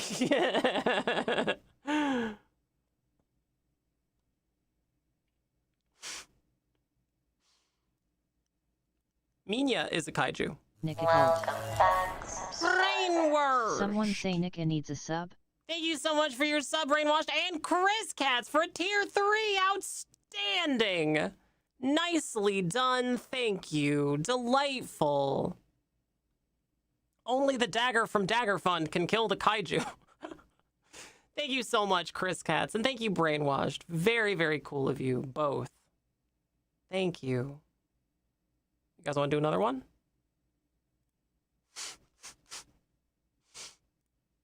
Okay.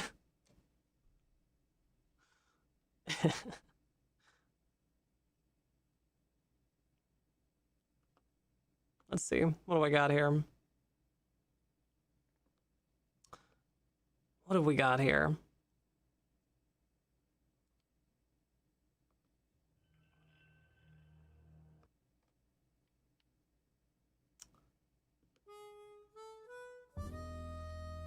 The movie industry, as we knew it. Thank you so much for the $5. Outstanding. Nicely done. Thank you. The movie industry as we knew it is officially dead. For the last 3 years, I've been saying here in LinkedIn the same thing again and again.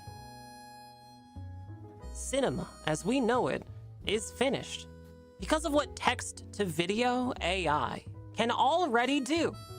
Every time I posted about it, I got flooded with reactions. Some people laughed. Some got angry. Some told me I was being dramatic. Now it feels different.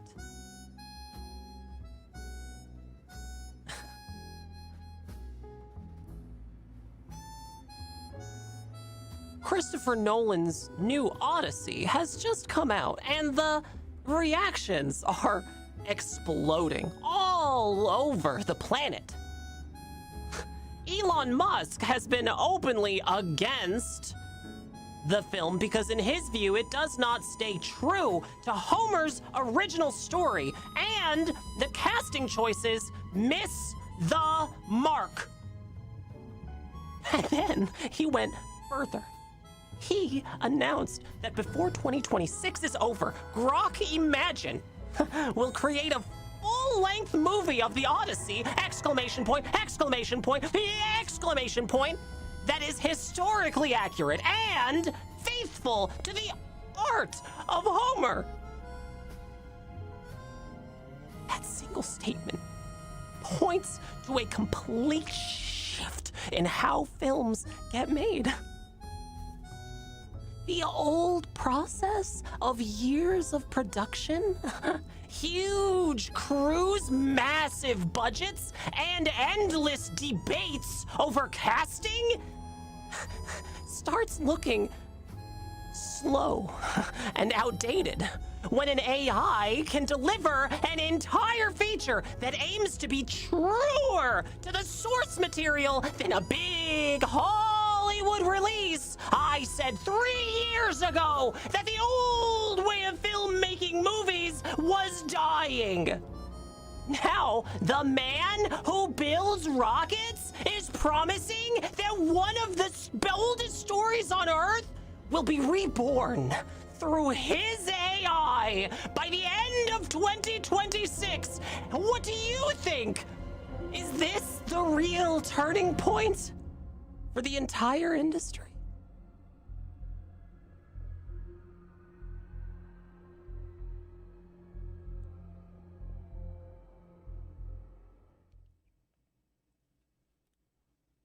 Technology and operations and banking C-level executive.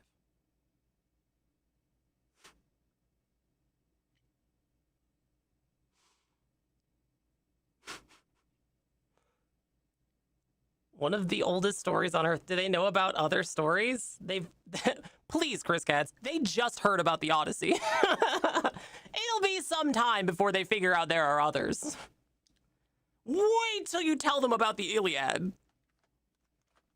Honestly, I would love to see an actual theoretical price estimate for a full-length AI movie now that it's expensive tokens instead of subsidized and free. It'd be funny to see the amount it would actually cost. I think you would have to factor in a lot of other costs too, because you not just have to pay for the amount of processing power to boil all those penguins alive, but you would also have to account for the cost of missed revenue, right? Because all of the AI slop movies that have come out this year, right? Like the Robot and Green Baby, the Moana, all of those movies have fucking tanked. But movies that don't have any of that shit, like this, Obsession, like all those, have been doing stellar numbers. So there is a cost, an upfront cost to doing an AI slop fest movie. But there's also like another hidden cost of how much money it could have made if you had just not boiled a whole bunch of penguins to death. Right? Musk literally never does any of the projects he shitposts about on Twitter. The Odyssey Grok thing has a 0% chance it's going to happen. Normally, I would say yes, Chris Katz, but I have a feeling that it's entirely possible that they'll try to just cut a trailer, you know? They'll, like, try to cut maybe 5 minutes, realize that it sucks, and then just release that, you know? Instead of trying to do the whole thing. It's possible. Aren't they trying to do an AI slop, like, Revolution story, American Revolution movie? It'll be 300 but boring and incoherent. Would love to see it fail miserably. I won't even get that far, Vic the Victim. I won't even get far enough to fail. It, by design, right? Like, they can't actually make it and then release it because it would fail. They can't actually make it and release it because they know it would fail. It would look terrible if it failed. So they'll, like, cut a trailer or, like, cut a little clip. And then they'll show that and be like, oh, see, it's done. Everybody loved it. We're told everybody loves it. Right?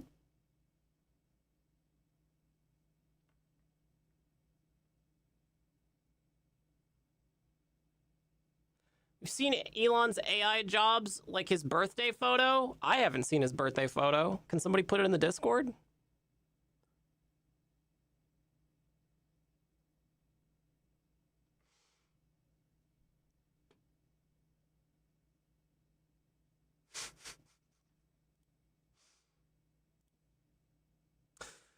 Anyway.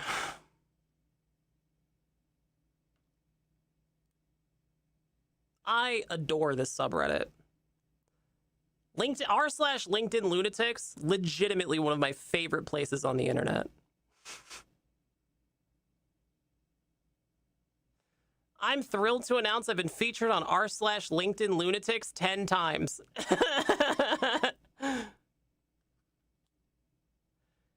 Grok, generate an image where people look like they enjoy being in a room with me.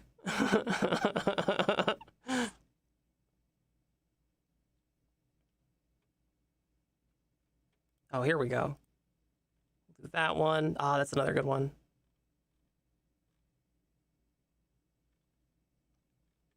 Here's another good one.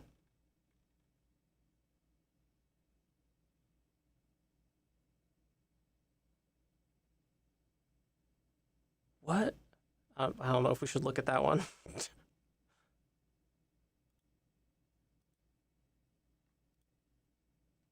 Okay, here you go, chat. Grok, generate me an image where people look like they enjoy being in a room with me. Oh, ick. It's so sad. It's so fucking sad. Yikes. Yikes. Yikes. Me personally, I'm a Sophocles nuts. Sophocles girl. Sorry, I was already doing the joke in my head. I was already preempting the joke in my head and I said the wrong thing. God damn it. Yeah, okay, you get it, right? Thank you.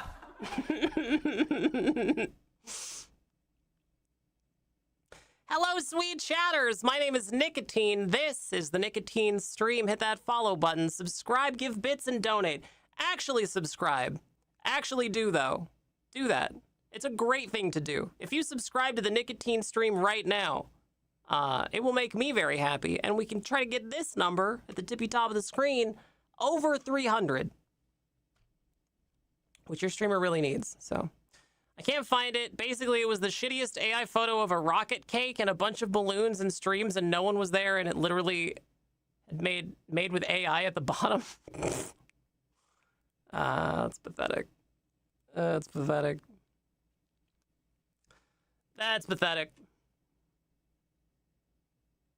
Gift subscription. Forbidden Sight, thank you so much for your sweet subscription. God damn, I love subscriptions. Thank you. Delightful. Delightful. I love subscriptions. Thank you. Very cool of you. Gift subscription. Oh, McReaver! Thank you so much for your subscription. Outstanding. Nicely done. Thank you. Delightful. Also, Elon Musk runs his mother's Twitter account and uses it to pretend that his mom cares about him.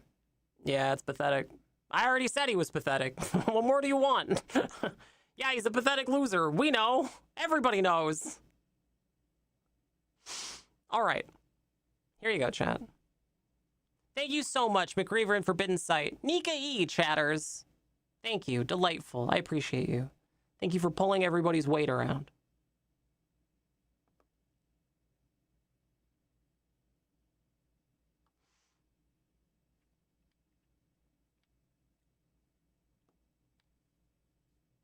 Rich people don't live in good neighborhoods just for the nice houses. They live there for the quiet. Why? Because rich people get rich thinking, not working. And you need quiet to think. Jeff Bezos didn't spend hundreds of millions on Indian Creek Island for the ocean view. He bought it for the isolation. Bill Gates spends entire weeks in a quiet cabin with no internet, just to read and process his ideas. Mark Zuckerberg bought over 1,400 acres in Kauai, so he doesn't have to deal with neighbors. A poor area is noisy. Cars, restlessness, hustle. Why do you think rich people pay lots of money to go on holiday where there is nothing going on? So they can think and grow rich. Why do you think rich people want lots of land? So they can't see or talk to neighbors. Because workers earn money, but thinkers get rich. Do you understand?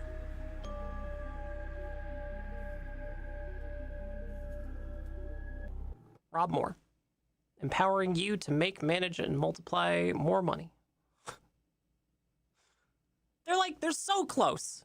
You know, they're so close. They're like right there. It's a little further. Almost there. Just a little bit further. Come on, you can do it. That's right, Uyada. Rich people did a lot of thinking on Epstein Island, too. Who?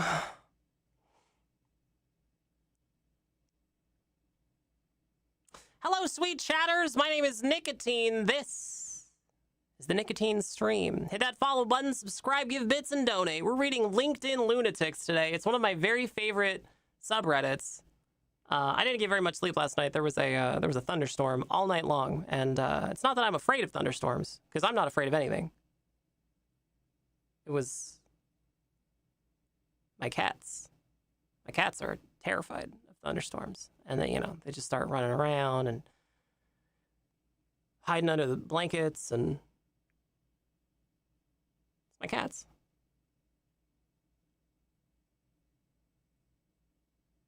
Maybe poor people don't have the luxury to be that isolated. Maybe they would if they learned how to be thinkers. Maybe they would if they learned how to tell LinkedIn that they have an MBA from Harvard when they don't.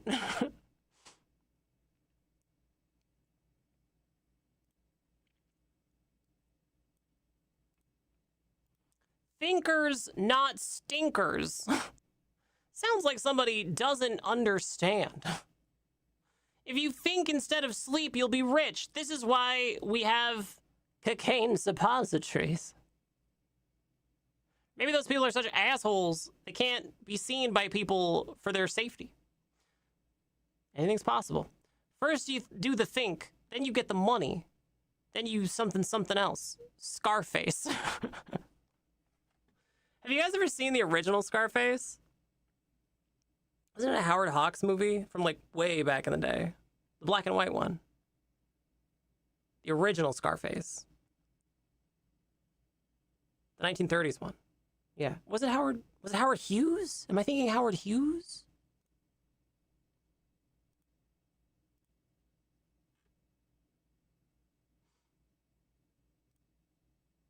Yeah, it's a very, very goofy 30s movie. It's like it feels very Reefer Madness. It jumps its own shark.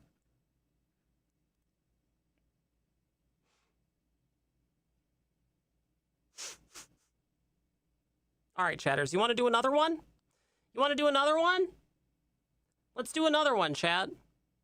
Let's do another one.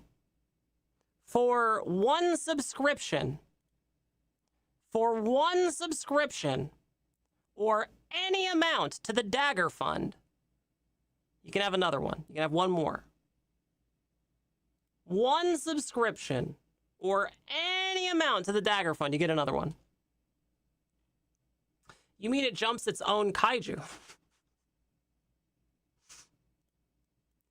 Jaws is a kaiju. Jaws is a kaiju. Jaws is a kaiju. I'll die on this hill. I'll die on this hill. Jaws is a kaiju. 100%. Jaws is a kaiju. Obviously.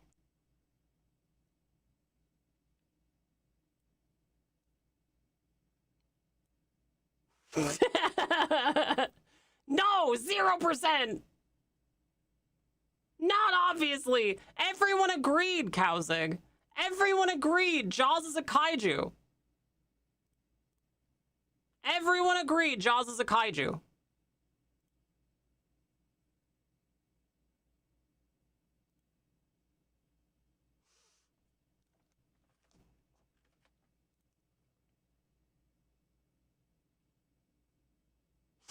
Everyone agreed Jaws is a kaiju. That's okay, Zyros. I fixed it. I got you. You're good. I won in the court of popular opinion. Since when? Someone cooked the books on that poll. I demand a recount. Find me the votes. a tokusatsu version of Jaws would probably be super entertaining, actually. Some might even say a landslide. Rigged! It was rigged!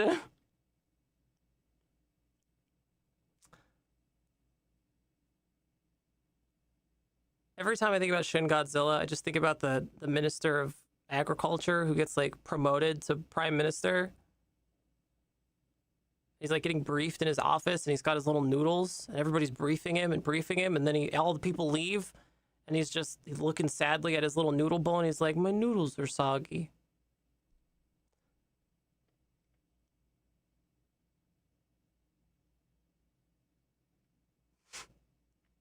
It's the best part of that movie.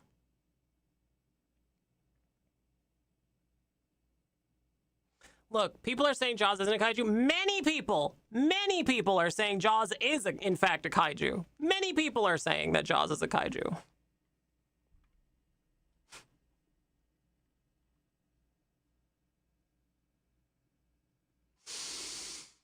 Jaws versus Mecha Jaws. Jaws versus Jurassic Park. Oh, did you guys see that trailer for the dinosaur movie? What's it called? The Cedar Avenue or something? It happened on Cedar Avenue. It's got a title like a fucking Twilight Zone episode. But it's about like a whole bunch of dinosaurs get loose in a suburb somehow. And they start wreaking havoc.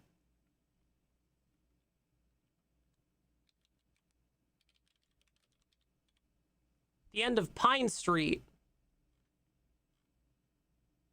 The end of Oak Street. Damn, none of us got it right. It's called The End of Oak Street.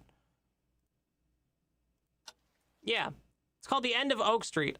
Obviously I can't put it on the stream, but I will put it in the Discord. You guys can look at it there.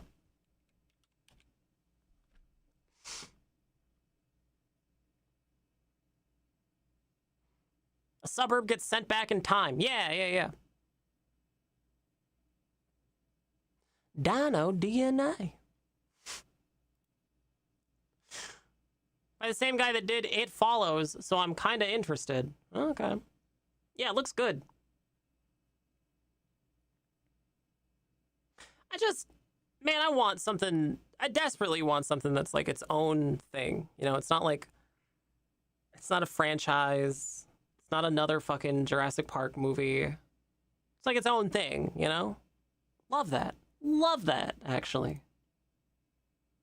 Is the Iron Giant a kaiju? Absolutely, yes. The Iron Giant is, in fact, a kaiju. Thank you for asking. That is true. That is true, actually. Has anyone else been banning or blocking, reporting, and blocking just a fucking ton of Discord spammers? I get spammers sending me random friend requests.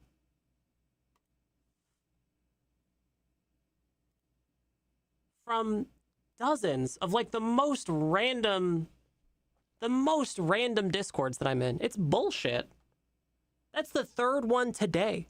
The third one today. I wish Discord was a real company. I wish they weren't just a fly-by-night bunch of toddlers in a trench coat. Bunch of twacked out toddlers in a trench coat. I wish they were a real company. They're not a weapon, so how could they ever attack Japan? Well, Godzilla's not a weapon. Have you considered Godzilla's not a weapon?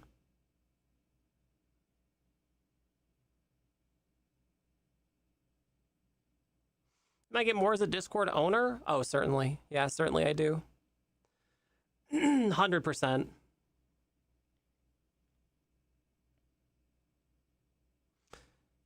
Is a robot. Yeah, the Discord bots are certainly ramping up their attacks.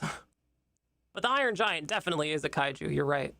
Gamera is not a weapon. Gamera is a friend to all the children.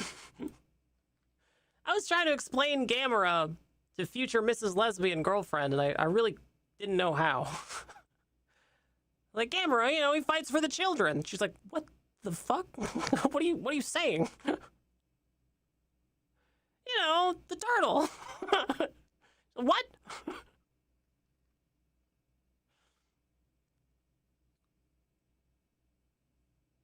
Spicy lesbian is always a weapon, and kaiju are canonically gay. So the question is whether Godzilla is M or F. If Mothman is a kaiju, would he date Mothra? You all are assuming that Mothman is male. But Mothman is a name that we ascribed to the caked up beast that is Mothman.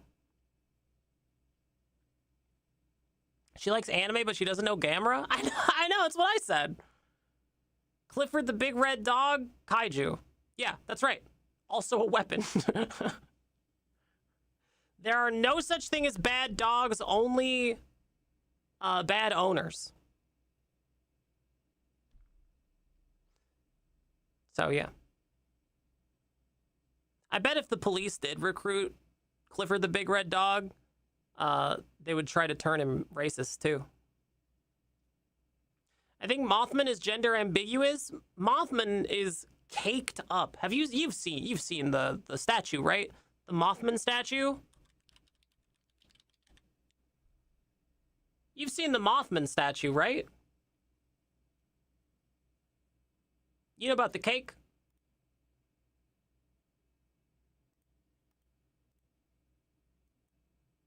This is the Mothman statue. But nobody's prepared for the back of the Mothman statue.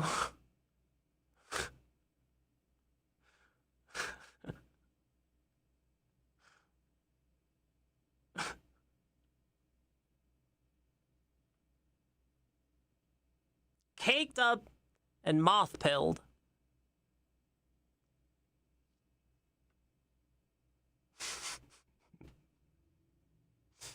Cake in the back, ab cupcakes in front. That's right.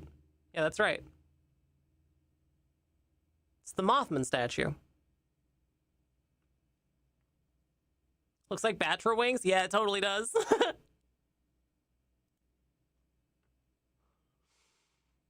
Mothman canonically is surprisingly caked. You can stack quarters on it. That's true. That's actually true. I remember that in Mothman Prophecies. Movie actually gave me nightmares. I remember the part of the movie where Richard Gere is like at home and he gets a call from Indrid Cold. And then something happens and he like throws the stuff on the floor. And then the phone rings again. And then I remember my dad like turning off the movie and telling me point blank that was so stupid, that they're supposed to do that. They do that.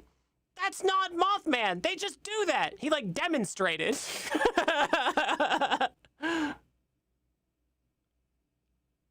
That's the only part of the Mothman Prophecies I remember, was the part where my dad paused the movie to tell me how fucking stupid it was.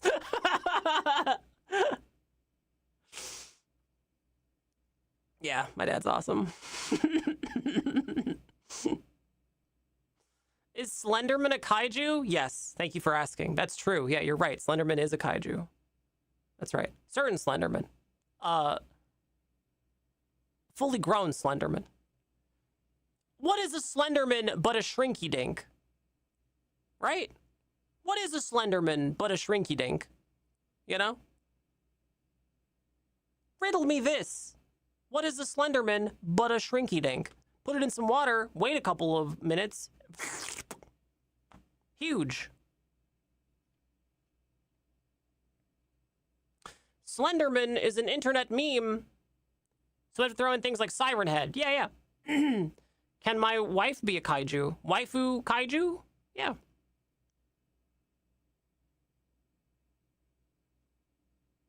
I feel like it's got to be bigger than a house to be a kaiju, so no to Jaws? Well, okay, sure, Chris Katz, but hang on a second.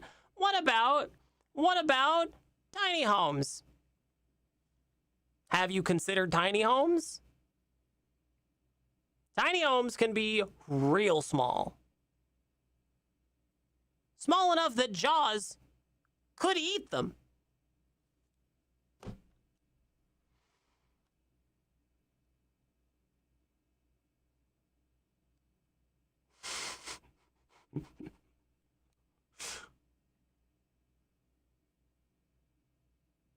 Heard he's really self-conscious of his shrink stink.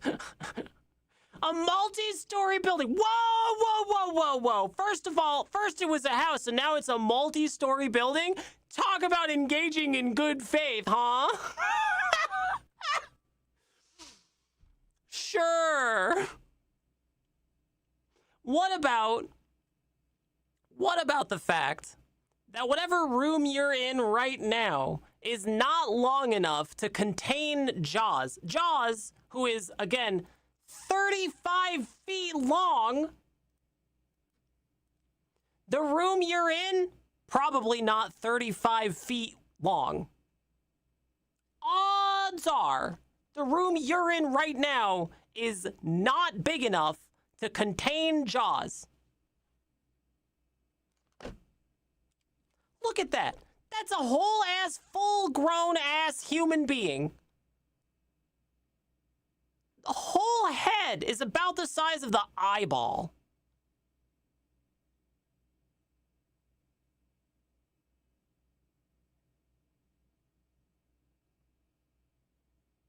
Thank you, Tally the River Kitten.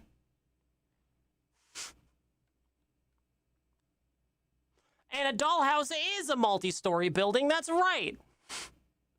Yeah, good.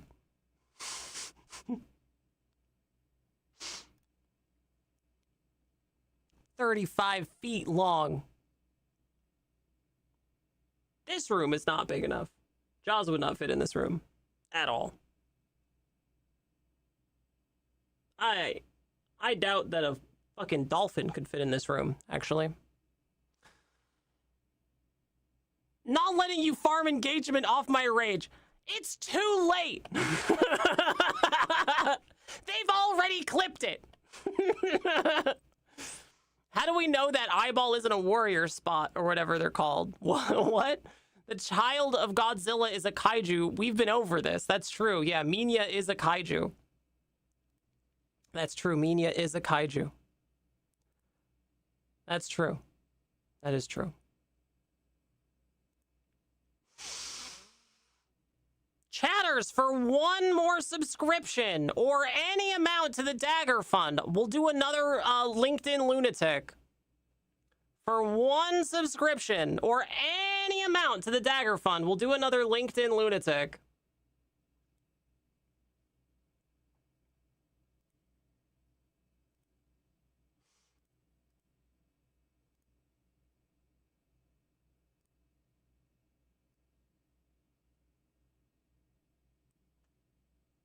So Nancy Archer is a kaiju when she's tall, that's a given.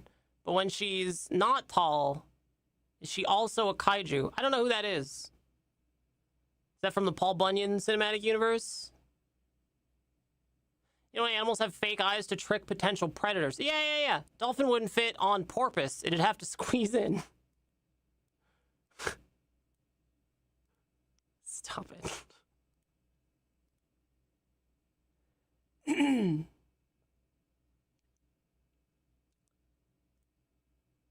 It's looking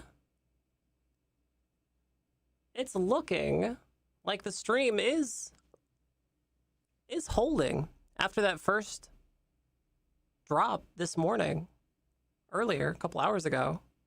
It's looking like it is holding. There's like another little bit right here. But aside from that, it's doing okay. Nancy Archer is the subject of Attack of the 50-Foot Woman. Oh, definitely a kaiju.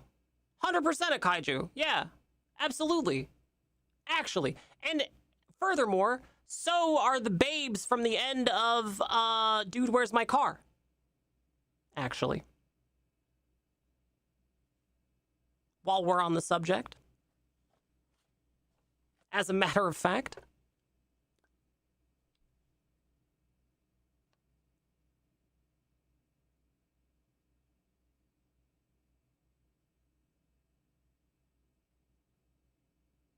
Look, consider,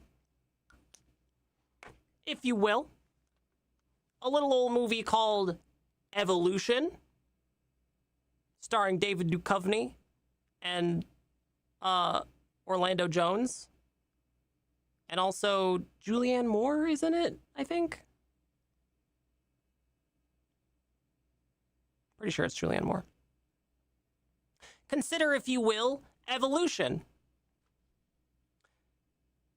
where they TF sequence a bunch of little critters into a giant kaiju. So if you can TF sequence something into a kaiju, then clearly Attack of the 50-Foot Woman is a kaiju. That's just facts. That's just cold, calculated fact. Is it a requirement of the kaiju to have been created by some weird event, like a toxic spill or radiation? No. No. No. Space Godzilla just came from space. Mechagodzilla was built in a lab. And also a little bit from space. Godzilla's first appearance, aka Godzillasaurus, was only 12 meters high, just saying. 12 meters high. 12 meters, 2 feet. Huh. That's interesting. Because it sort of seems like 12 meters equals 39 feet. That can't be right. So you're saying Godzilla started out as 12 meters tall, which is 39 feet? You're saying Godzilla started out 39 feet? And Jaws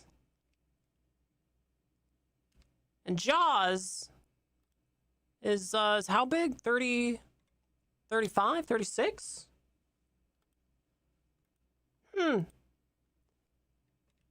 Well, that's not much different, actually. It's about the same size, being honest. If you were eyeballing it, you wouldn't be able to tell the difference.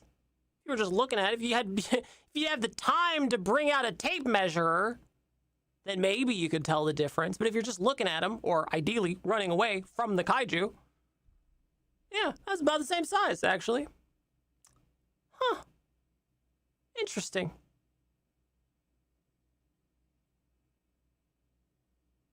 Interesting. So what you're saying is that Jaws is basically the same size as Godzilla. And what is Godzilla again? Oh yeah, a kaiju. Clearly, Jaws is a kaiju.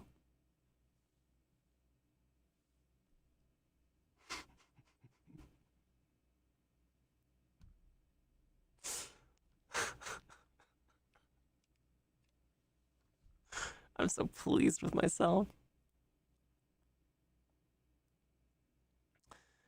We've established Minya is a kaiju, and they're the size of a human child. That's true. That is true.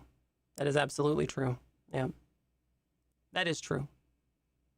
Chatters, for 1 subscription or any amount of money to the Dagger Fund, and we'll do one more LinkedIn Lunatics. Any amount of money to Dagger Fund. Chatters, I don't know if you guys know this, but I'm in need of a dagger for HEMA. I do HEMA, and I really want to get into Rapier and Dagger. I've been doing Rapier for a year, and it's really fun. I really want to do Rapier and Dagger, but I don't have a dagger, and I need one if I want to do that. Last year, we did Rapier, or we did Sword Fund, and Sword Fund was awesome. Sword Fund was awesome. Are you Sigourney Weaver? That is the first time I've ever gotten that. That's the first time I've ever gotten that. You can stay. You're mine now. You can stay. Good. Good. You belong here now. The rest of you can pick it up a little bit. Critical has set the bar.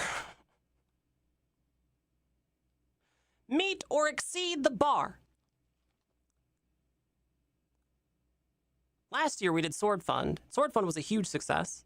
Everybody who donated to Sword Fund last year got their name written on a piece of paper, wrapped up inside of the sword, and now it's inside the handle of my sword. So when I fight, that's where everybody's names are. It's in my hand.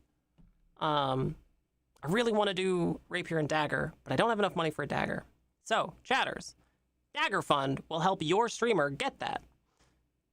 Any amount of money to Dagger Fund gets your name written on a piece of paper that gets wrapped up inside the handle. I'm very excited, so thank you everybody who has already donated to Dagger Fund. Chatters, for any amount of money to Dagger Fund or a single subscription, we'll do another LinkedIn Lunatic. Is Sigourney Weaver kaiju? What about Angelina Jolie? Okay. Well, hang on.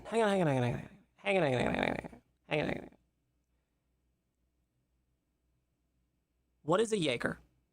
Back up. Not even a Jaeger. We'll just put that on the side for a second. What is an Ava? Can any of you tell me what an Ava from Evangelion is? The anime. The Japanimation. from Evangelion. An Eva. What is an Eva? An Eva is a kaiju.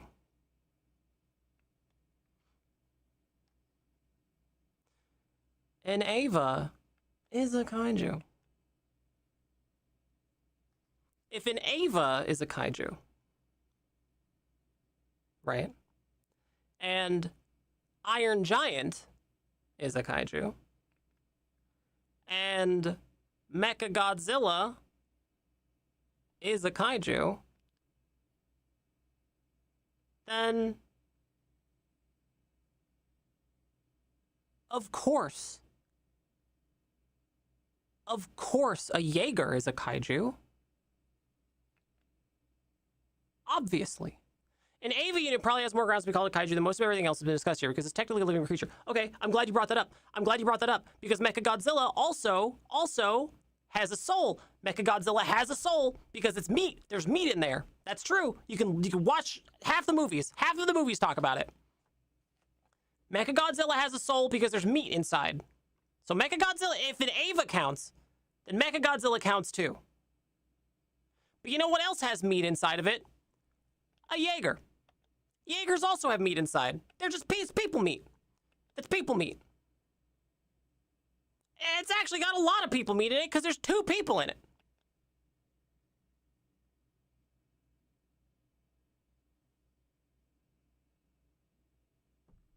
You know what else has people meat inside of it?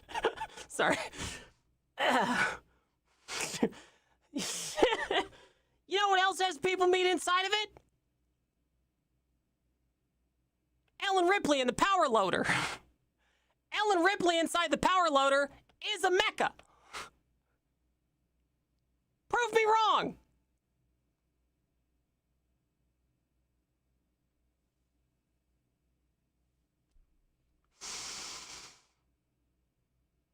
A Cylon ship is a kaiju? Oh, 100%. Yeah, I couldn't remember what they were called, so I skipped them earlier. But yeah, the Cylons from Battlestar Galactica, those are totally kaiju, 100%.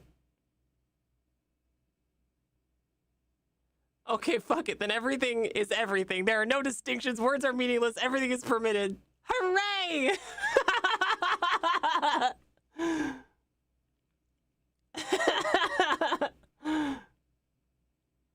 They're called base stars.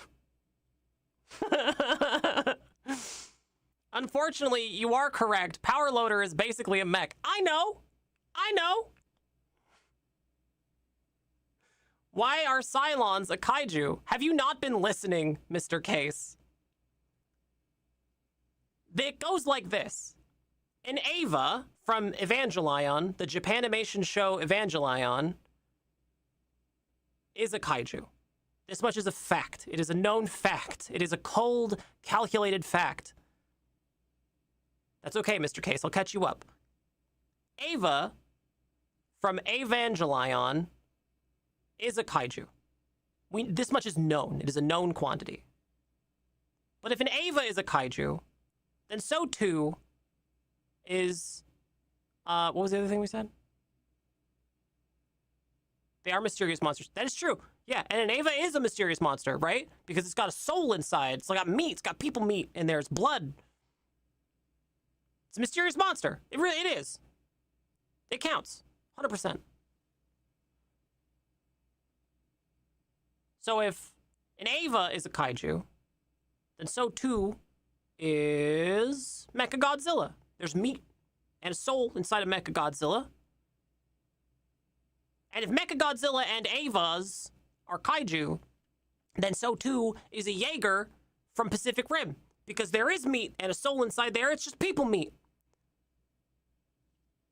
And if I was one of those forebears or whatever they're called in the other plane of existence in the Pacific Rim universe, I would 1000% consider human Jaegers to be kaiju. 100%.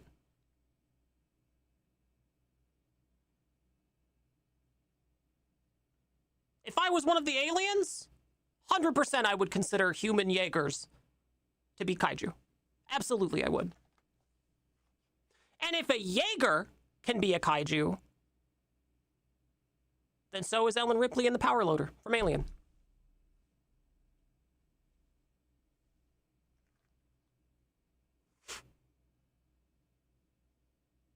They are mysterious, though. 100% they are. Absolutely. If I was an alien, yeah, I would be pretty miffed, actually. I'd be pretty miffed. Pretty put off by the mystery of how these crazy meat bags have figured out how to foil my plans. I'd be pretty pissed off at how mysterious they were, actually. And if Ellen Ripley in a Power Loader... If Ellen Ripley in a Power Loader is a mecha, then what's a fursuit? You tell me.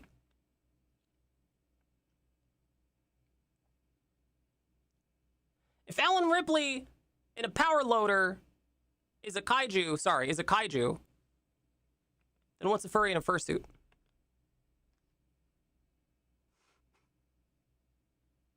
Think about it. You have no idea who's inside there. That's mystery. There's your element of mystery. You didn't have no idea what's inside there. It's full of meat, probably. A horny nerd. Okay, well. When I eat a chicken, do I eat its soul or not? Do I have to eat the bones to join with the chicken soul? These are the questions I adore here at the Nicotine Stream.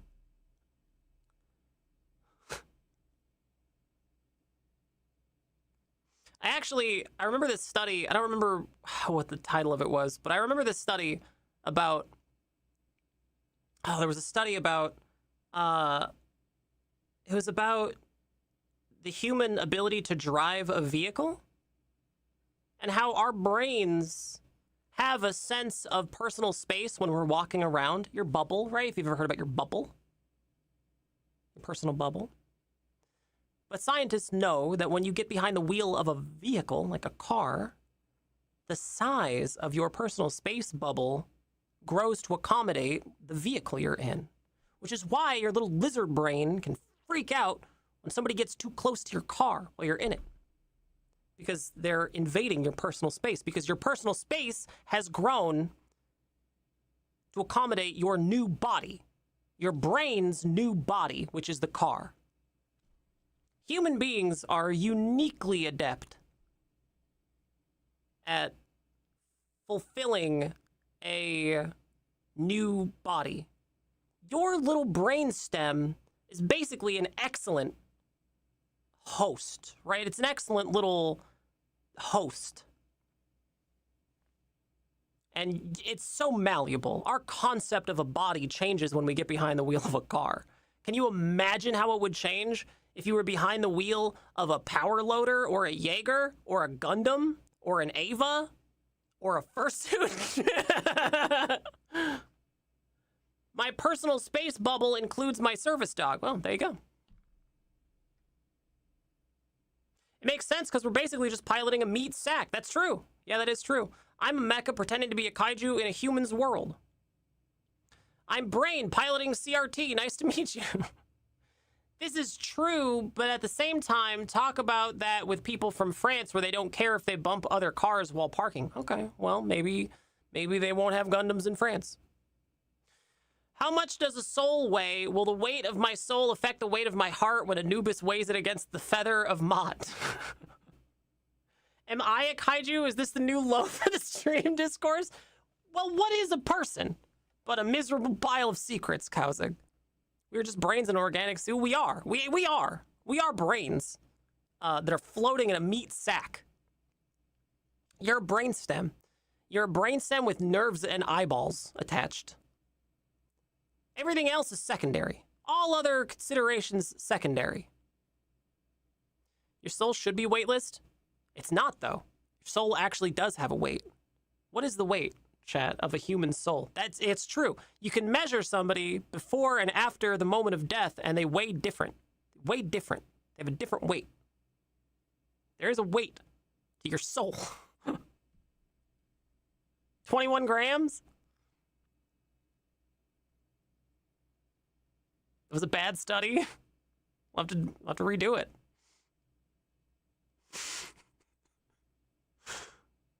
France spends their kaiju budget on baguettes and keeping Gerard Depardieu at bay.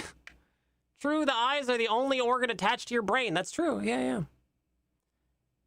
Cocaine is the only drug that you can snort into it. We're an electrified piece of meat in a petri dish made of bone. If the soul is heavier than the feather of Mott, then the soul will be devoured by Amit. I like Full Metal Alchemist too, but it's wrong.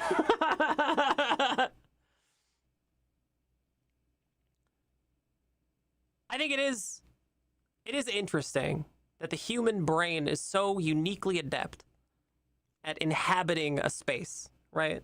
We're so good at inhabiting a space. We inhabit our bodies, we inhabit cars, our sense of self changes throughout the day. Whether you're on a bicycle or in a car or in a truck, a helicopter, airplane, boat, your sense of self changes. Going back to Cylons, their ships could be considered kaiju, but the Cylons are like drones and creatures falling off of the Cloverfield monster. Oh, okay. I've actually never seen the rest of BSG, so I can't really speak to that. Nicotine chatters these days have no stamina for bullshit. I was forged in the fires of 5-hour Mr. Mime rant. This is nothing to me. Somewhere there's an AI recording all of this and it's short-circuiting. I'd like to be on a bicycle right now. Yeah, me too. It's probably not unique, but you can't ask a dog to drive a car and see if it has the same feelings. I bet you could. There's dogs on skateboards all the time. They pop up on videos. Became a kaiju when I drive a semi. Well, if you think about it, right? I mean, if you think about it. Hang on. Maybe not a regular truck, okay? I'll grant you this. Maybe not a regular truck, all right? Maybe not a regular truck. Size of a Gundam. We'll say size of a Gundam. How big are Gundams? How big are Gundams? What's the canon size for a Gundam? I know there's enough nerds out there that can tell me. How big is a Gundam in canon? Here we go. In the Gundam anime, the mechs aren't models. They're 18 meters, 59 feet tall. Okay, 59 feet. That's how big a Gundam is, 59 feet. All right, well, yeah, we'll round up. We'll say 60. We'll be nice, okay? We'll be nice.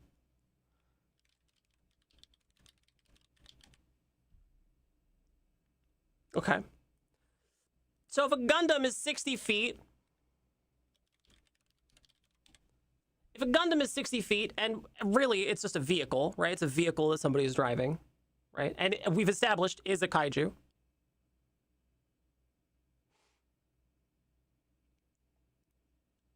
I would like to draw your attention to trains. I would like to draw your attention to trains because there are trains that are over a mile long, and a mile is 5,280 feet, which is, last I checked, bigger than 60 feet, so bigger than a Gundam.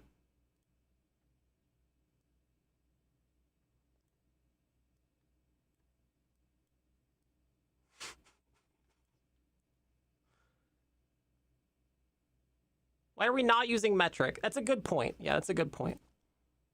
1 mile in metric, in meters.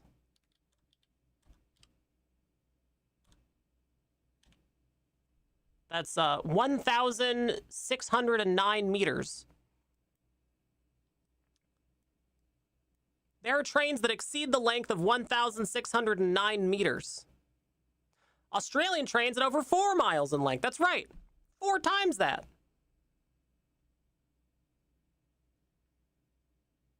Well, train is just a bunch of cars linked together? Not so. Not so. Sometimes there are several different engines operating this thing. I'm trans. Okay? I know my trains. Sometimes there's more than one engine. That takes coordination. That takes inhabiting the body of a larger mechanical creature like a train or a Gundam, which is a kaiju. Trains are kaiju. And Godzilla is just a pile of meat and bones.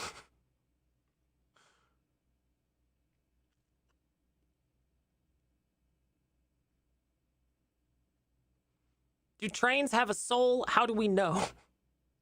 They aren't monsters? I mean, have you seen the way that they derail trains in the United States? Tell me that's not a monster. Tell me that's not the site of a fucking disaster like a kaiju. Kaiju is a media subgenre, not an organism or a math problem with transitive properties. What is a Gundam but a miserable pile of secrets? They have to be mysterious monsters. How does the train go? How does the train go? How does the train go up a hill? How does the train go up a hill? Trans people don't answer. It's not for you. This question's not for you.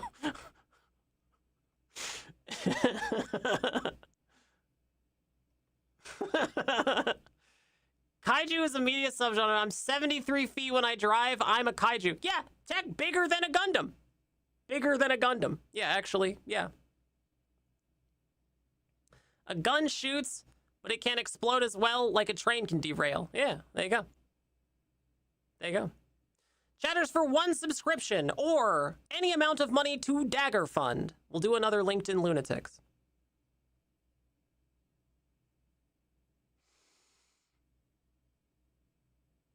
Trains are kaiju. If a Gundam is a kaiju, then so is a train. And a big truck. Big truck. Has to be a big truck. And also a fursuit.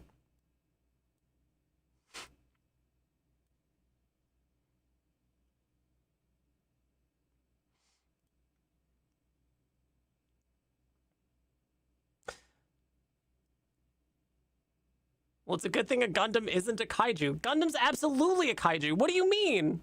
Of course it's a kaiju. Gundam's not a kaiju? Depends on if it uses standard wheel rail friction or some kind of cog system. I was waiting for somebody to mention cog rails. Gundam isn't alive. It isn't a kaiju. Gundam's absolutely alive. Who do you think is inside piloting the thing? They're not dead in there. Gundam is a Jaeger. Exactly. And we've already established Jaegers are kaiju. Kaiju is Star Wars. Gundam is Star Trek. Pilot is alive, but the machine is not. Could you not say the same thing for Mechagodzilla?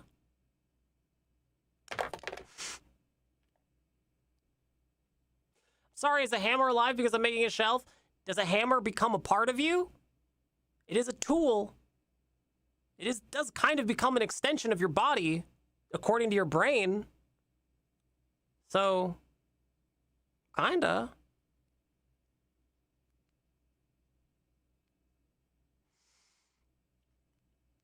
Mechagodzilla is an evil AI. Mechagodzilla has a soul. It's a kaiju, but not a Jaeger. If colors exist, then the hammer is alive. I love when Tali comes in with one of those really good points. I don't know much about Mechagodzilla, but if it isn't alive, it's not a kaiju yet. It has to be alive if it's kaiju. It's definitely alive. It's definitely alive. Absolutely alive. It has a soul. Mechagodzilla has a soul. And like most of the Mechagodzilla properties, it has a soul. If we replace every organ of that pilot with cybernetics, is it still a pilot or merely a machine that believes it's a pilot? It's meat. It's just meat. What is a kaiju? It's like Godzilla, like a big stompy monster. But it's also a spirit. And also it's got an element of mystery. One is like cybernetic and one is robotic fully. Iron Giant is probably robotic fully. We've never seen Iron Giant bleed. So I don't think there's any blood in there. But I think Iron Giant still counts because Iron Giant has a soul. What if it has feelings? Well, Iron Giant has feelings. Does it have to be blood or meat? Apparently it's a giant monster, but also a robot, but also a guy, but also a cryptid, but also a big shark, but also a hammer. That's right. Jaws is also a cryptid. Jaws is also a kaiju. That's true. This Jaws 3 is also a kaiju.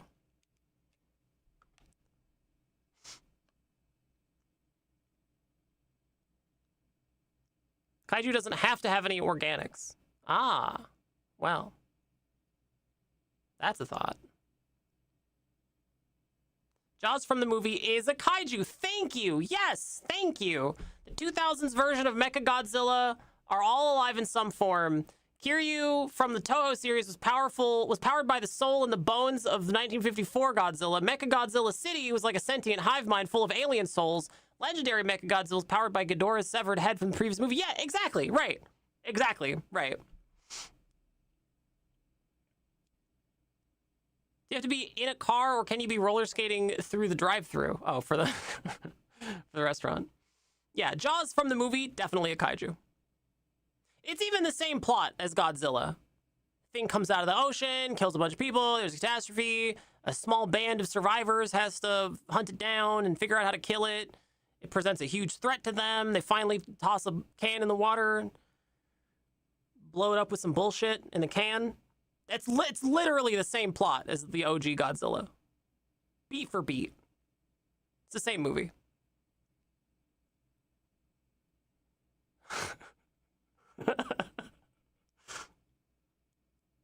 Is a cop a kaiju? What? What do you mean? What are you talking about, Kausik? What are you saying?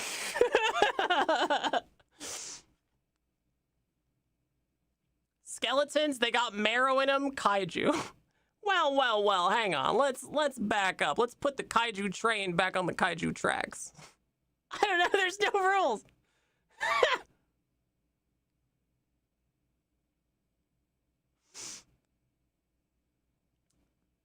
If Baby Godzilla is the size of a child, is the big size of the thing even a requirement of the kaiju? That's what I'm saying, Uyada. No, you're the one who took the train at the track. No. We've just yanked the lever and diverted it a little bit.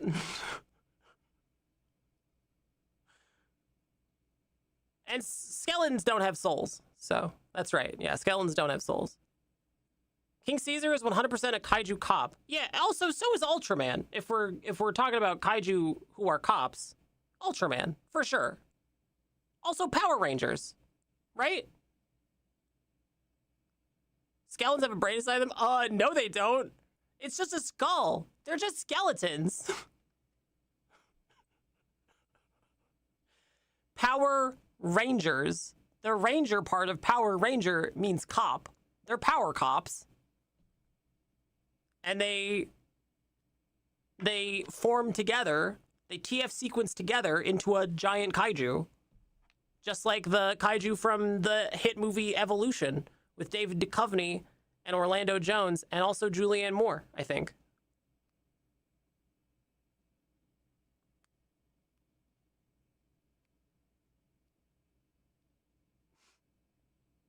So, what about Thanos? No, Thanos isn't a kaiju. He's just a big purple idiot.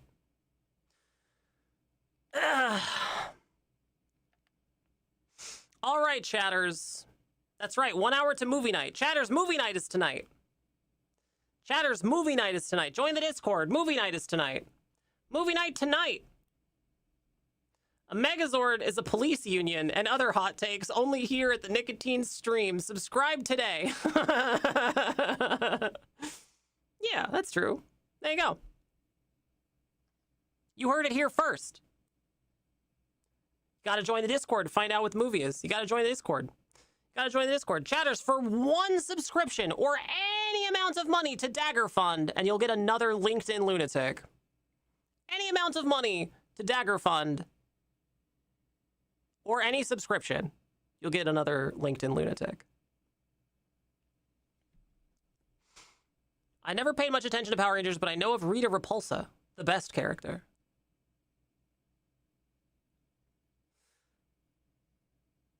This is, I think, rapidly becoming one of my favorite Reddit subs. One of the very best Reddit subs. Zods! Oh, hi Zods, I miss you. How you doing? Thank you so much for the sweet 5 gifted subs. Outstanding. Nicely done. Thank you. Delightful. How are you, Zods? Chatter Sneaky Zods has supported your streamer.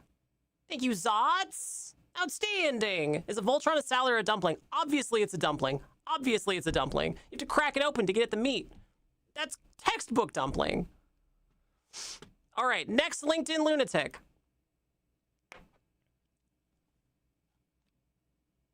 You guys ready? This one's gonna be a good one, I can already tell.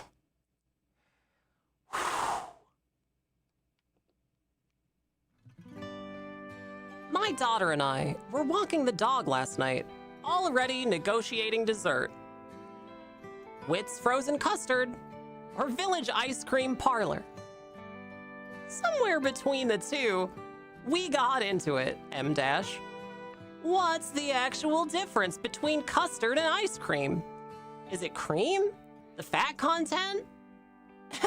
Egg even? Well, I said, we could just look it up.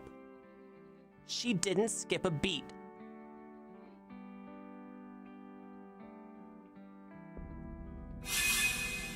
I'd rather wonder. That way, I'm never wrong. Say what? I've spent most of my life on the other side of that sentence. The look it up side. The check your work, get the right answer side. There's real comfort over there, but my daughter has just handed me a gem, M-. Wondering isn't the same as not knowing. It's choosing to stay open a little longer, to let a thing stay interesting instead of rushing to be correct about it. It might be the wisest thing I've ever heard in a really long time, and it came from just a teenager who just wanted custard because that's the correct answer. Ice cream emoji.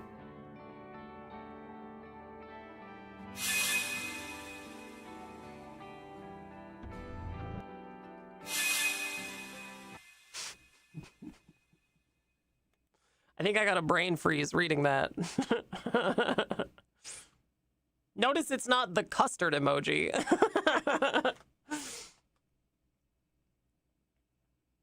You know the euphoria when you don't know what ice cream is made of? Man. It is kind of funny if you read it from the perspective of a really fucking stupid robot who exists solely to boil penguins. Like, you were brought into this world with one purpose, and it was to obliterate as many penguins as you possibly could at one time. And then somebody asks you what's the difference between frozen custard and Village Ice Cream Parlor, and you're like, M dash, boomer ellipses, M dash, custard emoji. Fuck. Einstein appeared and clapped.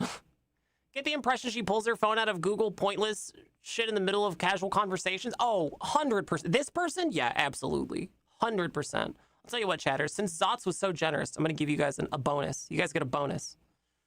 You guys get a bonus one. You guys like bonuses? Have a bonus. Have a bonus on me. Have a bonus on me.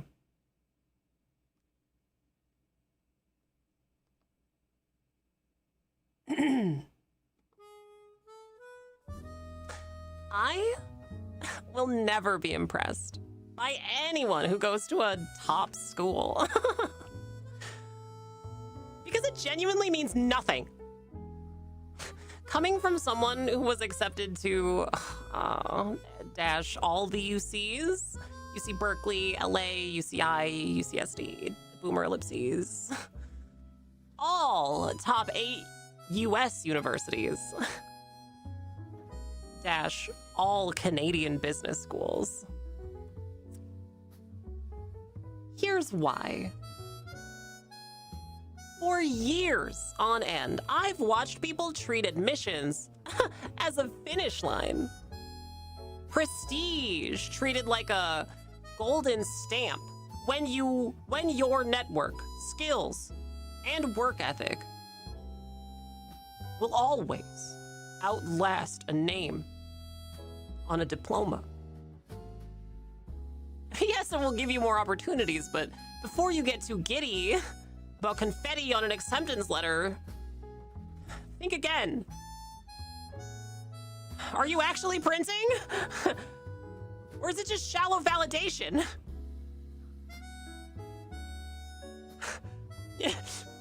On a brighter note, to those who were rejected by their dream school, just remember it genuinely says nothing about you as a person. Just that you didn't conform to the system as much as others did.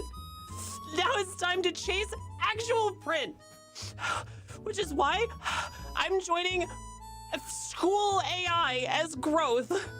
Join School AI waitlist today.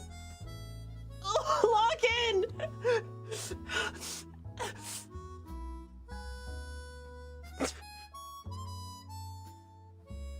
Gift subscription online. McReaver, thank you so much for the sweet subscription. Delightful. What does this say? Who can anybody read this?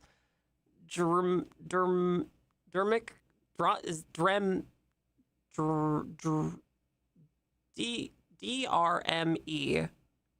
That's not a word. Club. Something club. Thank you so much, McReaver, for your subscription. I love subscriptions. Thank you. Delightful. Accredited diplomas. Why would I care about that when I can but one from a robot? When I can just get one from a robot. Yeah, that's right. Yeah. Just tell LinkedIn that you graduated from Harvard School of Business with an MBA. Thank you so much, Double Dang, for your subscription. Here, I'll give you guys another one since Double Dang was so cool. Or, oh my God, since McReaver was so cool. Thank you so much for gifting that sub to Double Dang. I appreciate you. AI was trying to say drama club? I think so. Okay, here you go, chatters. Here you go, chatters.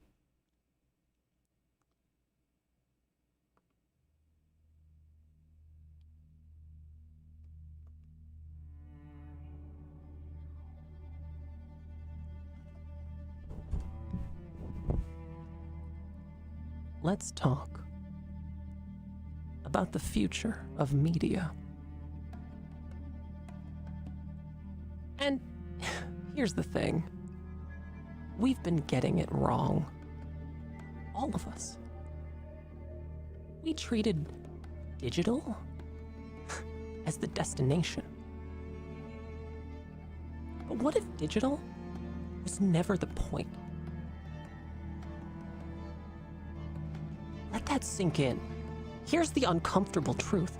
Reach is not resonance. Scale is not belonging. A follower is not a fan. Community isn't a channel, M-, it's the foundation. Print? Intimate. Live? Human. Digital? Just the front door. Read that again. Now, M-, some of you are thinking, easy to say, when you're not staring a CAC dashboard at 11 p.m. And you're right. Community is hard to measure. Slow to build. Impossible to fake. But maybe, M-, just maybe, M-, that's exactly the point. The best brands won't ask, how do we scale? They'll say, how do we belong? That's not a strategy. That's a shift. The future of media isn't digital. It isn't print. It isn't live. It's connection. Mic drop, mic emoji. What do you think? Am I on to something, M dash? Or hopelessly romantic? Finger down emoji.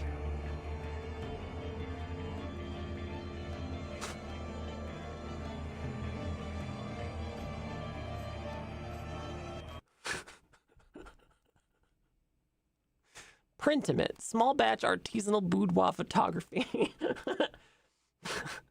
Now with more chicken.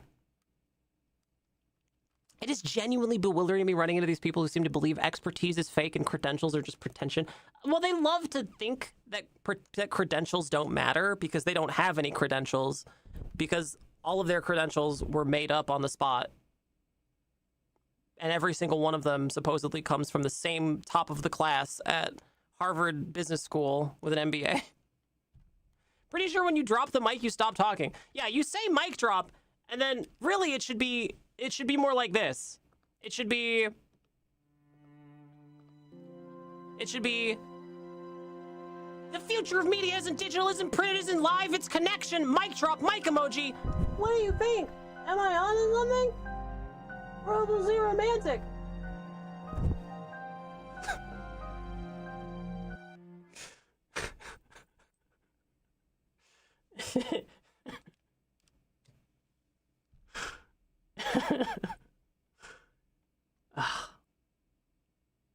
I think I'm gonna make a LinkedIn. It looks like fun. You guys have any idea how many of these I could write? I could crank these out like nobody's business. Oh my God. I think I'm gonna do it, you guys. I think I'm gonna make a LinkedIn. These are poetry. Oh man. Could be a book. Don't forget you, M dash. It's beautiful. Make a dummy email for it that's not connected to anything else. It's great. Well, chatters. Well, sweet chatters. Well, sweet chatters.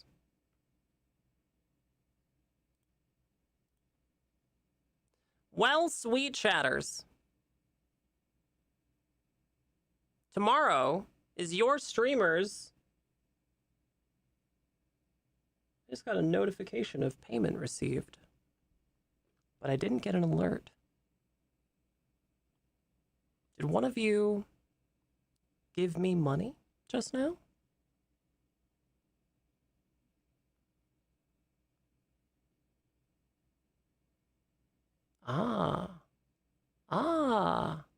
Thank you. Delightful.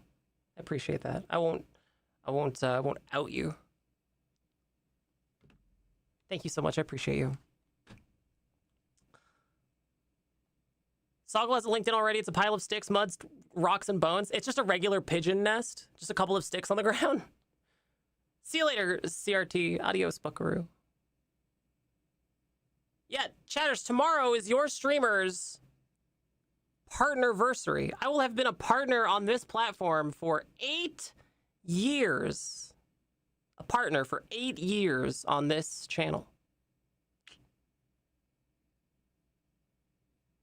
I will have been a partner for 8 years. I've been streaming for 10.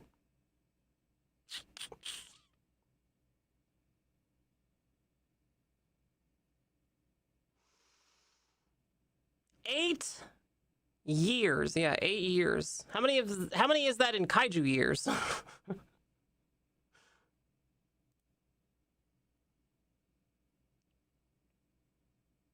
$96 whole partner months. Maybe we should watch a kaiju movie. Porcelain, what do you think? Should we watch a kaiju movie tonight? Chatters, it's movie night in the Discord. Join the Discord for movie night. It's movie night. Join the Discord. It's movie night. That's right. I did have my face on Times Square. Actually, since I did have my face not only on Times Square, but on that billboard at San Diego TwitchCon one time, if you think about it, if you think about it,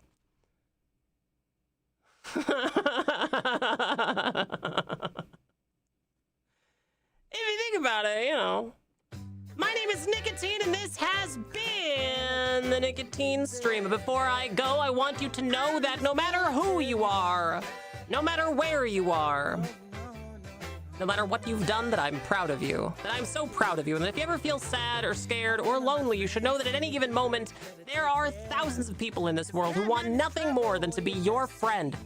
And all you have to do is find them. In the meantime, you can hang out here with me, Nicotine, every day at twitch.tv/nicotine, coming out on Blue Sky, coming out on YouTube, coming out on Discord, coming out everywhere at nicotine.com, where you can find all of my links in one easy little place. I couldn't make it easier. It's just nicotine.com. It's so easy.